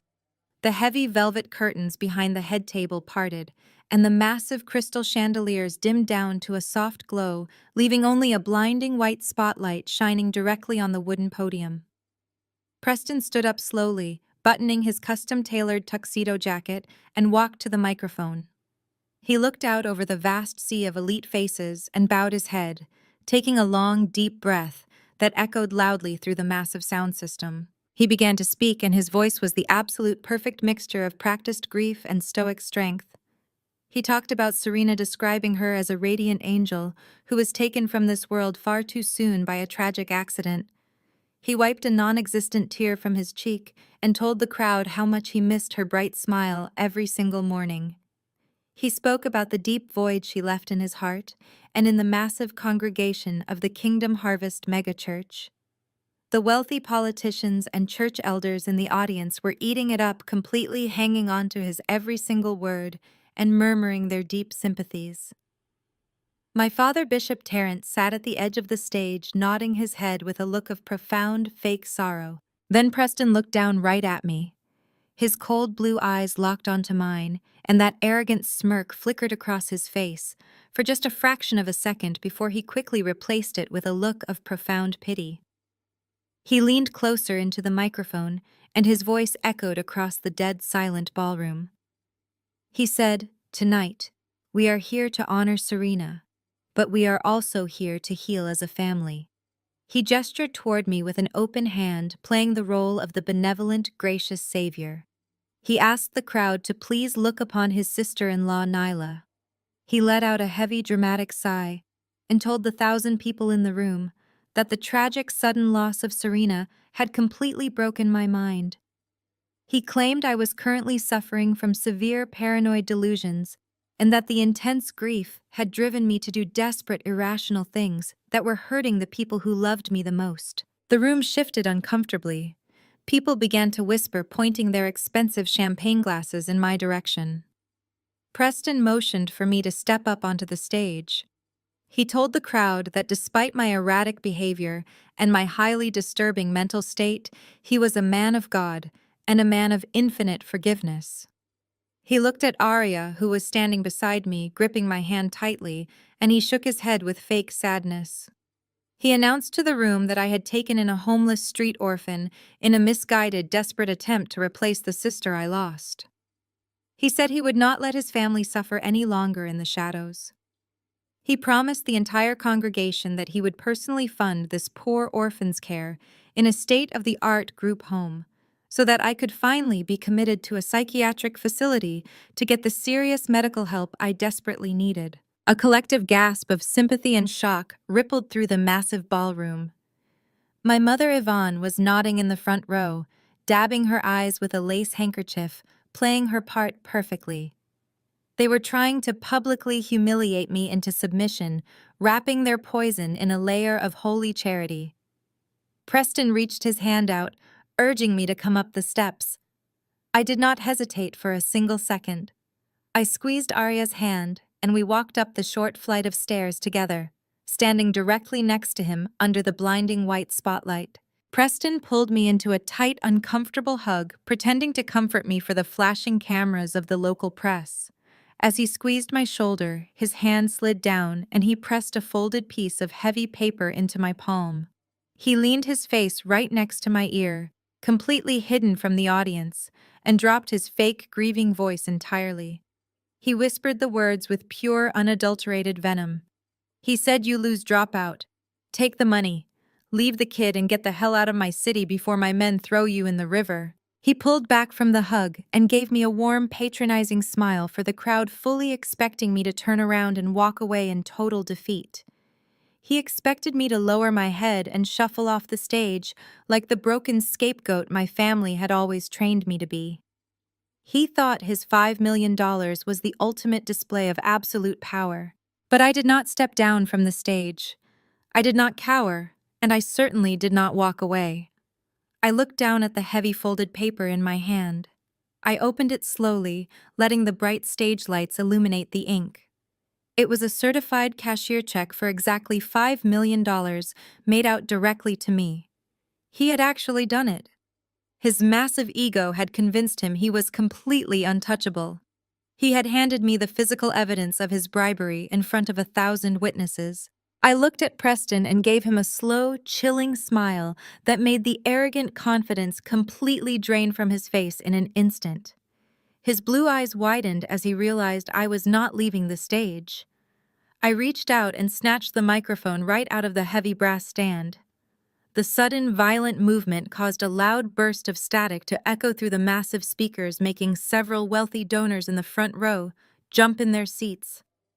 Preston reached for my arm, his face twisting in sudden panic, but he was too late. I stepped just out of his reach. I held the $5 million check up high above my head so the bright spotlight caught it perfectly for everyone to see. I spoke directly into the microphone, my voice ringing out clear and steady across the massive room. I told the crowd that Preston had just handed me a $5 million bribe to walk away and keep my mouth shut. Before the gasp from the audience could even fully form, I placed my hands on either side of the heavy paper and ripped it straight down the middle. I tore it again and again until the $5 million check was nothing but tiny worthless pieces of confetti. I threw the shredded paper right into Preston's horrified face, letting the pieces flutter down onto the polished wooden floor between us. The entire ballroom erupted into absolute chaos. People were standing up, knocking over their chairs and dropping their expensive crystal glasses onto the marble floor. Preston stood there completely frozen, staring at the shredded paper at his feet, as if his brain could not process what had just happened. He had tried to humiliate me in front of the entire city, but he had just triggered the explosive trap that was going to bury him forever. The shreds of the $5 million check fluttered down around Preston's expensive leather shoes like dirty snow. He was completely paralyzed by the sheer audacity of what I had just done. He had spent his entire life buying people off and crushing anyone who dared to say no to him. The shredded paper lay on the ground as a testament to his failure. He had never experienced a public rejection, and his massive ego simply could not compute the reality of the moment. I did not give him a chance to recover. I stepped right past him and took the center position at the wooden podium. I gripped the edges of the podium and leaned into the microphone. My voice cut through the rising whispers of the shocked elite crowd like a sharp knife. I told them to sit down and listen very carefully, because the memorial service they came to attend was actually a crime scene. The low murmurs in the grand ballroom instantly turned into a deafening roar of confusion. Wealthy politicians shifted uncomfortably in their seats, and church elders leaned forward, straining to hear what I was going to say next. Preston finally snapped out of his frozen state. His face turned a dark, violent shade of red. He lunged forward, trying to grab the microphone out of my hand, but one of my private security members who had infiltrated the catering staff stepped out of the shadows and firmly blocked his path. Preston glared at the guard, realizing for the very first time that he was not the only one in the room with muscle. I ignored his silent rage completely. I raised my left hand and gave a very small, subtle signal toward the audio-visual booth perched high above the back of the ballroom. Preston thought he controlled the hotel, but my federal tech team had already hacked into the secure network of the Ritz-Carlton 3 hours ago. The massive projection screens behind the head table had been playing a continuous looping slideshow of Serena's beautiful smiling face all night long. Suddenly, the soft memorial music was abruptly cut off. The giant screens flickered violently and then went completely black. The sudden darkness on the stage made the crowd gasp. A second later, a blinding white document was projected across all 3 massive screens spanning the entire back wall of the stage.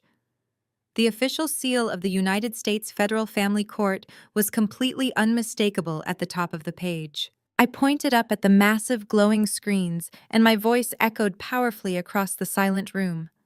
I told the crowd to read the document carefully.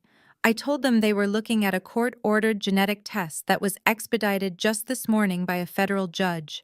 I read the bold black text out loud, making sure my voice reached the very back row of the ballroom. The probability of maternity is 99.9%. I looked down at the 1,000 faces staring up at me, and I pointed to Arya, who was standing bravely by the edge of the stage. I announced with absolute clarity that this beautiful little girl was not a homeless street orphan that I had picked up to run an extortion scheme. I told them she was Arya, and she was Serena's biological daughter. A shockwave of pure disbelief ripped through the audience. Women covered their mouths in horror, and men loosened their silk ties. The atmosphere in the room grew thicker with every word I spoke. I did not stop talking. I turned my gaze directly to my parents who were sitting in the front row, looking like they had just seen a ghost. I told the congregation the ugly, sickening truth. I explained how their beloved Bishop Terence and their glamorous First Lady Yvonne had forced their own daughter to hide her pregnancy. I told the crowd how my parents had ripped a newborn baby right out of Serena's arms the day she was born and locked the child away in a secret facility funded by stolen church money. I made sure every single person in that room understood that my parents had erased their own flesh and blood just to protect their pristine elite image. Then I turned my full wrath toward Preston, who was currently hyperventilating near the podium. I called him exactly what he was. I told the crowd that my parents had hidden Serena's child, so they could sell her off to this wealthy white savior. I explained that their perfect holy marriage was nothing but a dirty financial transaction. My parents traded their beautiful daughter to a man who used our megachurch to wash his illegal offshore money. They sacrificed Serena's freedom and her happiness so they could afford their designer clothes and their luxury cars. I told the crowd they were not donating to a church every Sunday, they were funding a criminal syndicate run by a man who bought his way into a black family to hide his crimes behind a pulpit. The ballroom erupted into absolute total pandemonium. The illusion was completely shattered. Wealthy donors were standing up shouting questions and demanding answers. Politicians who had endorsed my father's church were actively backing away from the head table, trying to distance themselves from the radioactive scandal that was unfolding before their eyes. My mother Yvonne realized her entire empire was crumbling to dust in a matter of minutes. She had absolutely no arguments left, and no lies to hide behind. So she resorted to her ultimate weapon, theatrical victimhood. She clutched her chest with both hands, let out a loud, dramatic wail that echoed over the crowd, and collapsed backward into the arms of the women sitting next to her. She faked a massive fainting spell, hoping the medical emergency would stop my speech. I looked down at my mother lying on the marble floor, pretending to be unconscious, and I just shook my head in disgust. I spoke right into the microphone and told the crowd not to bother calling an ambulance because her performance was just as fake as her charity work. My father, Terence, lost his holy facade entirely. His face was contorted with absolute panic and pure rage. He jumped out of his seat and started screaming at the top of his lungs. He ordered the audiovisual technicians to cut the screens immediately. He yelled for someone to cut the microphone power and get me off the stage. He waved his arms frantically, signaling the hotel security to rush the stage and shut the entire gala down. But the technicians in the booth were not hotel staff. They were my federal agents, and they had barricaded the heavy steel door of the control room. The screens stayed bright, and my microphone remained completely live. Terence realized he could not stop the broadcast, so he turned to the crowd and yelled for everyone to evacuate the room. He told them the gala was over, and they needed to leave immediately. The panicked guests turned and rushed toward the grand brass doors at the back of the ballroom, wanting to escape the chaos. But as the first group of men grabbed the heavy brass handles and pulled, they quickly realized the terrifying truth. The doors did not budge. They were chained and locked firmly from the outside. Nobody was leaving this room until they heard every single word I had to say. The panic in the room reached a fever pitch as the wealthy guests yanked at the heavy brass doors, finding them completely locked from the outside. My father, Terence, was screaming at the security guards to break the chains, but nobody was moving. I stood at the podium and tapped the microphone twice. The sharp, echoing thud cut through the chaos. I told them to sit down. I said, "You all came here tonight to honor my sister, and you are not leaving until you hear her final words." The sheer authority in my voice made the panicked crowd freeze. Slowly, reluctantly, the elite members of the Kingdom Harvest Megachurch turned around and faced the stage. They were trapped inside a gilded cage, and the truth was about to hunt them down. I looked up at the AV booth and gave my federal tech team the final signal. The massive screens behind me faded from the bright white DNA document into complete blackness for a few heavy seconds. Then the audio crackled to life. The sound of a ragged, terrified breath echoed through the massive concert speakers, filling every single corner of the grand ballroom. The screens flickered, and Serena's face appeared towering 30 feet high over the silent crowd. The collective gasp that ripped through the room was deafening. This was not the glamorous, perfectly styled Serena they were used to seeing on the covers of church magazines. Her hair was a tangled mess.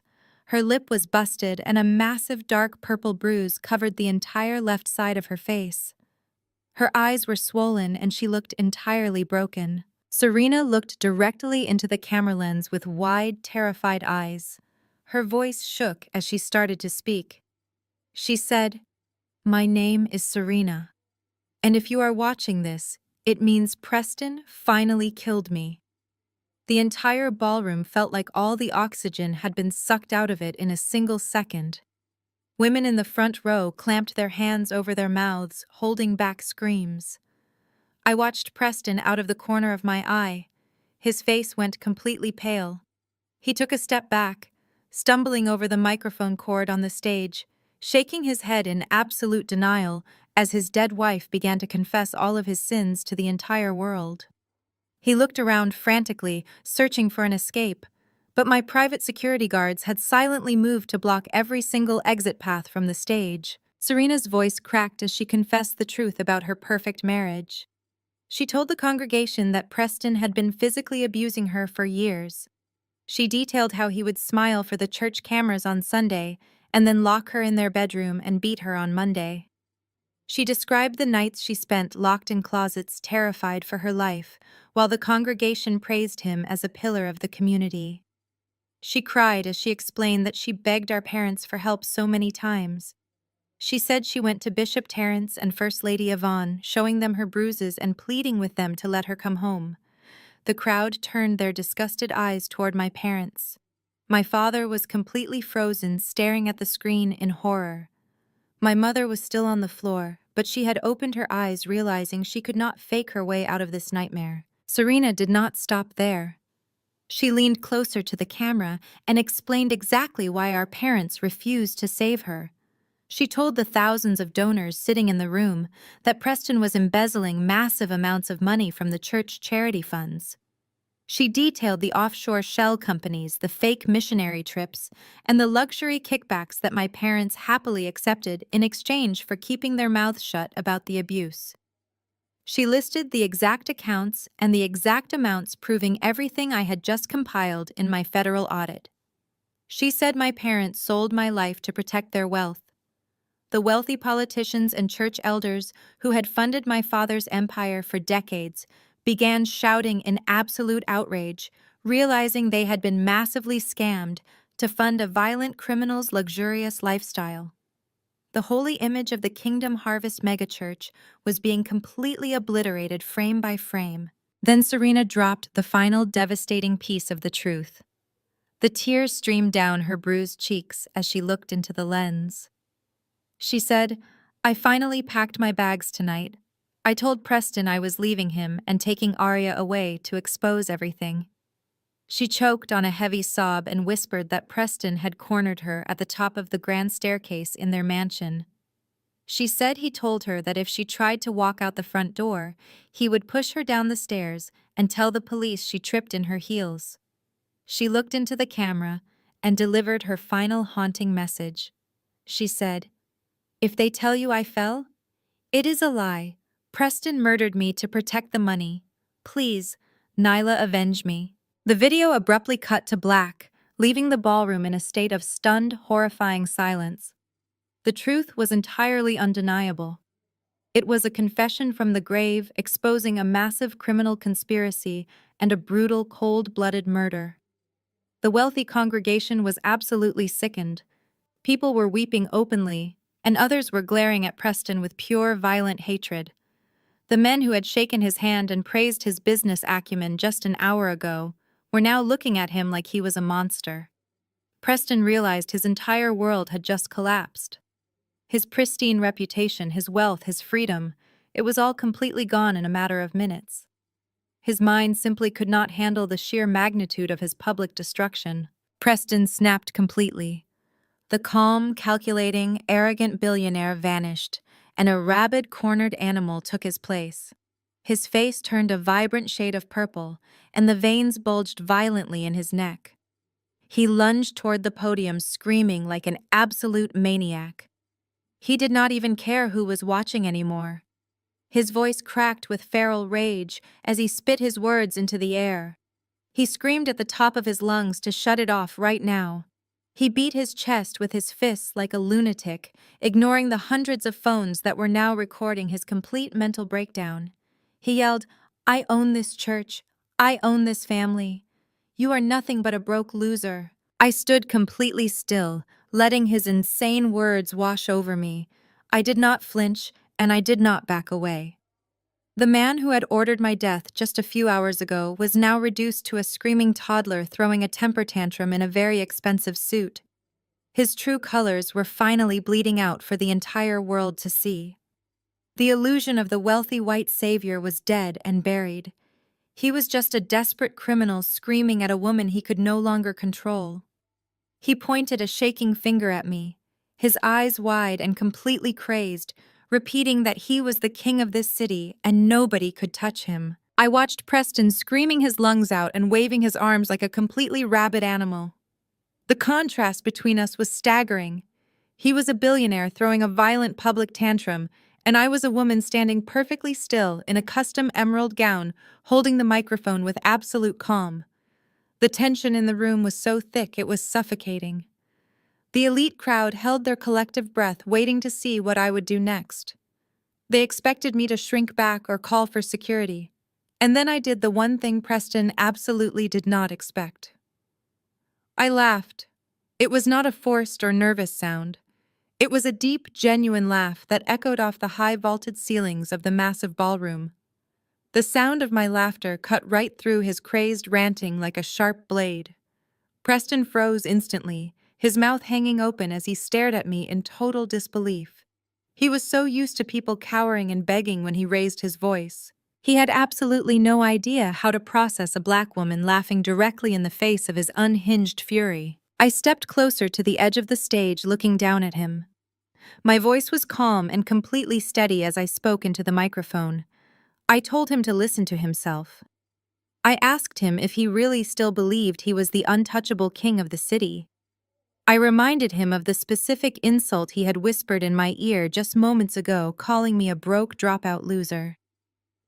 I smiled a slow, dangerous smile and asked Preston if he had tried to buy a coffee this morning. I asked him if he wondered why his black titanium credit cards were suddenly declining all over town. His blue eyes widened and a sudden flash of profound realization hit his face. His chest started heaving as the panic finally breached his massive ego. I turned my gaze to the audience and told the entire room that I was not a failed corporate accountant. I announced with absolute authority that my name was Nyla, and I was the lead forensic auditor for the Internal Revenue Service and a covert financial investigator for the Federal Bureau of Investigation.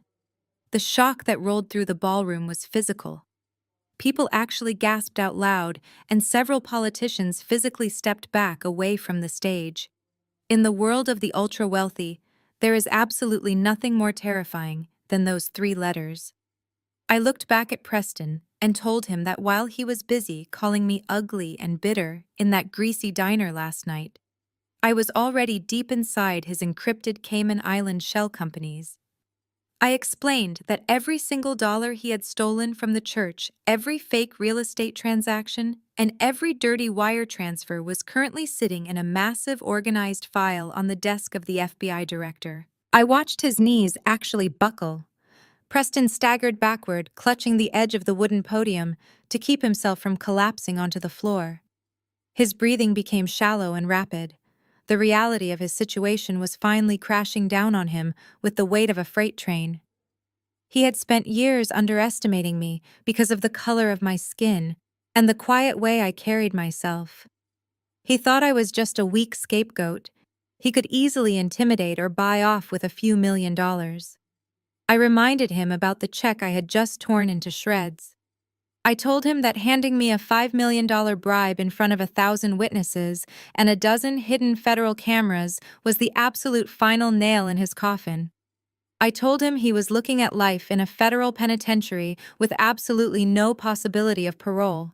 The wealthy politicians who had taken his campaign donations were now shouting at hotel security to let them out of the room, completely terrified that their names were also in my forensic audit. Preston looked around at the angry, disgusted faces of the people who used to worship his wealth. He had absolutely nothing left. His empire was completely vaporized. But I was not finished yet. The federal government was going to take care of Preston, but I had a very personal score to settle with the two people sitting in the front row.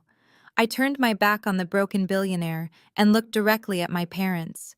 Bishop Terence and First Lady Yvonne were huddled together, clutching each other in absolute terror.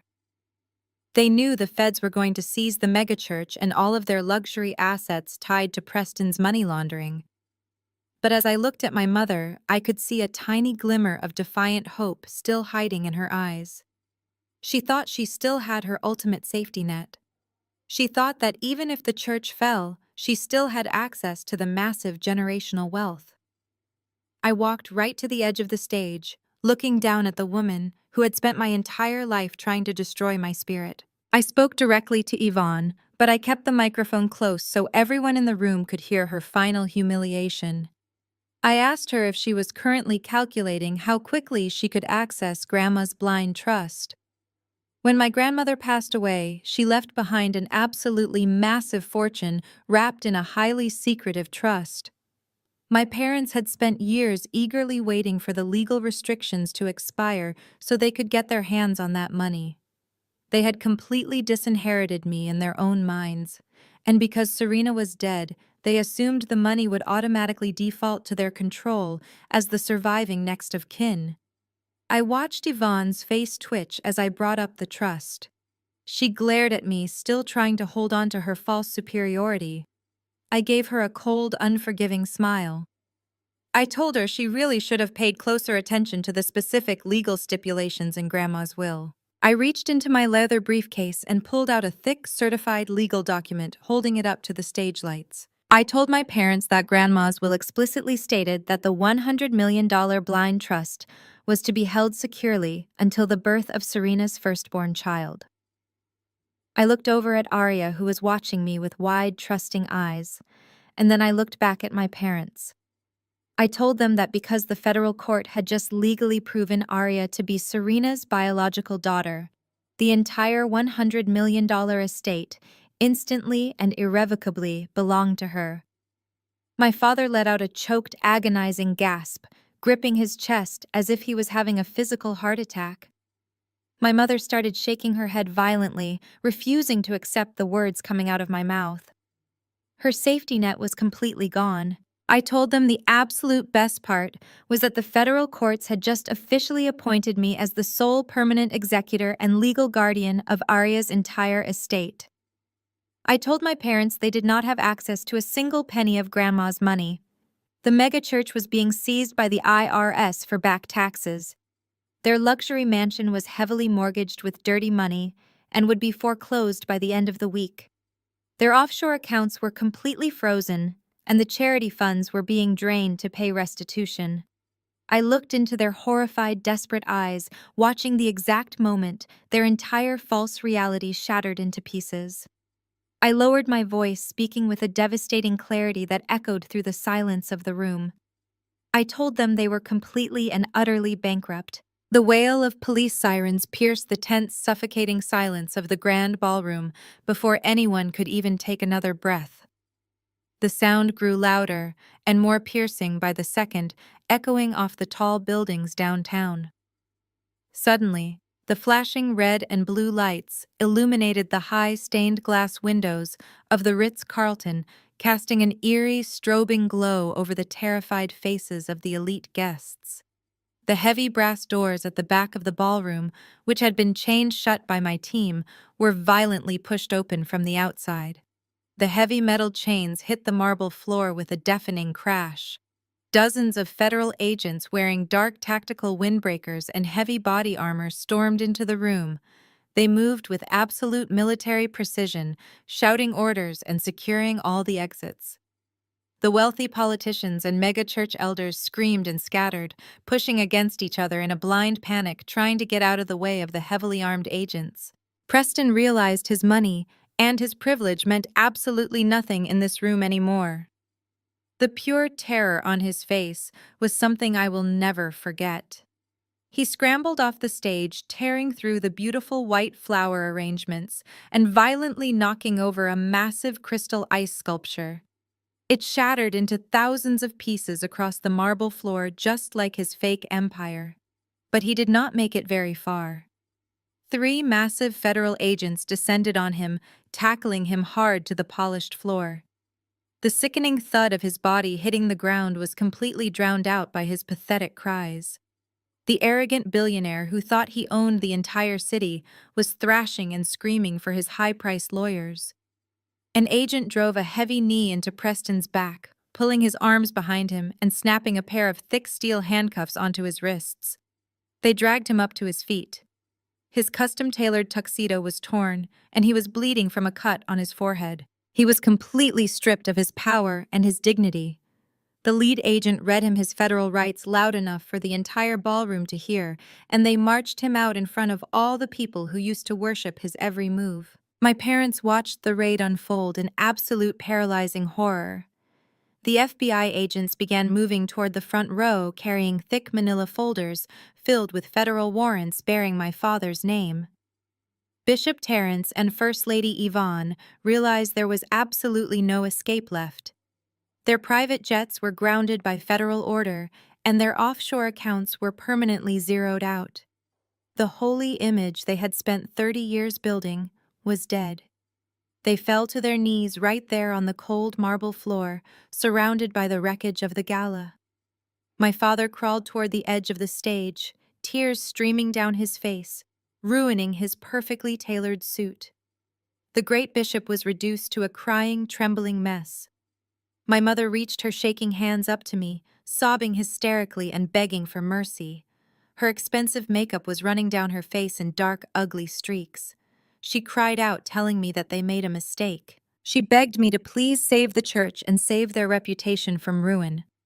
She screamed that we were family, and she pleaded with me, saying, "Please, Nyla, we are blood." I looked down at them, kneeling in the ruins of their own monumental greed. I did not feel a single ounce of pity or sadness. The ice in my veins was completely solid, and my mind was crystal clear. I had spent my entire life starving for their affection and trying to earn a place in their hearts. But standing there looking at the monsters who sold their own daughter to a criminal, I realized they were never my family. I looked my mother dead in the eyes, and my voice was razor sharp. I told her blood does not sell a child for a zip code. I pointed to the federal agents who were now stepping up to place them in handcuffs, and I told them to tell it to the IRS. I turned my back on them, completely blocking out the pathetic sound of their desperate wailing. I stepped down from the stage and took Arya's small hand in mine. We walked calmly through the parting sea of federal agents and stunned elites. We walked out the front doors of the Ritz-Carlton into the cool night air, leaving the burning ashes of their empire far behind us forever. 6 months later, the morning sun felt incredibly warm and comforting against my skin. The freezing winter nights and the dark shadows of my past were finally a distant memory. Arya and I stood together on a quiet grassy hill overlooking the beautiful city skyline. A gentle breeze rustled the green leaves of the old oak tree, shading Serena's grave. We had brought a massive bouquet of fresh white lilies to replace the wilted flowers from our last visit. The graveyard was peaceful, and the air smelled like blooming jasmine and fresh rain. So much had changed in half a year. The federal government had moved with swift and brutal efficiency, completely dismantling the criminal network. The Kingdom Harvest megachurch was seized entirely by the Internal Revenue Service to pay for decades of back taxes and massive fraud penalties.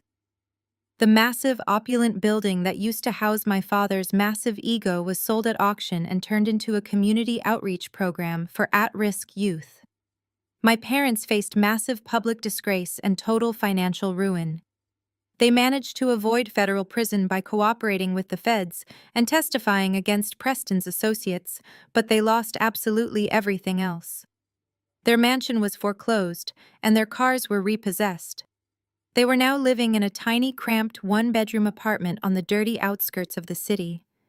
They were completely shunned by the elite society they once worshipped, and their former congregation treated them like pariahs. They had tried to call me a few times, leaving pathetic voicemails, begging for a second chance or a small loan. But I changed my number and never looked back. Preston was not so lucky. The federal prosecutor who helped me that Sunday morning did not offer him a single plea deal. His highly paid lawyers could do nothing against the mountain of physical and digital evidence I had gathered. He was found guilty on dozens of federal counts, including money laundering, bribery, racketeering, and the murder of my sister. He was currently sitting in a maximum security federal prison facing a 30-year sentence with absolutely no chance of early release. His wealth was completely gone, and the men in his cell block did not care about his elite status. But standing there on the peaceful green hill, none of that darkness mattered to me anymore. The federal family courts had officially granted me full permanent adoption of Aria. She was legally my daughter and the sole heir to my grandmother's restored trust fund. She had spent the last 6 months going to trauma therapy, healing from the horrors of her past, and finally learning how to be a normal, happy little girl. She was thriving in a beautiful new home we bought together in a quiet neighborhood filled with sunlight, bright colors, and a huge backyard for her to play in. The silence in our house was not heavy or oppressive. It was warm and full of love. Aria reached down and gently placed a single white lily against the polished granite headstone. She traced her mother's name with her small finger and whispered a quiet, sweet goodbye. Then she stood up and wrapped her small hand tightly around mine. She looked up at me with those beautiful, bright brown eyes, and a huge, genuine smile spread across her face. She asked, "Can we go home, Mommy Nyla?" Hearing her call me that filled my chest with a profound warmth that all the money or status in the world could never buy. I smiled back at her, squeezing her hand gently, and told her, "Yes, we are going home right now." We turned our backs to the grave and walked down the sunlit hill together. My parents spent my entire life trying to convince me that I was unworthy of love or respect because of the color of my skin and my refusal to play their twisted, manipulative games. They tried to break my spirit and use me as a stepping stone to build their own golden thrones. But a Black woman's worth is never defined by the broken, toxic people who try to keep her in the dark. True wealth is not found in offshore bank accounts, expensive designer gowns, or the fake applause of a megachurch congregation. True wealth is found in the courage to stand in your own undeniable truth, tear down the lies, and build a beautiful, authentic life on your own terms. I walked into the bright morning sun completely unbroken, holding the hand of my beautiful daughter, and feeling truly wealthy in every possible sense of the word. The greatest lesson we can take from this story is that blood does not automatically make someone family, especially when they use that connection to manipulate and break you. For too long, we are taught to shrink ourselves to protect the fragile egos of toxic relatives. But true power comes when you stop seeking validation from those who are committed to misunderstanding you. Your worth is not defined by the color of your skin or the labels they force upon you. True wealth is found in breaking generational curses, reclaiming your voice, and protecting your peace at all costs. If you have ever had to walk away from toxic family members to protect your own peace, let me know in the comments below, and remember to hit like and subscribe for more stories of resilience.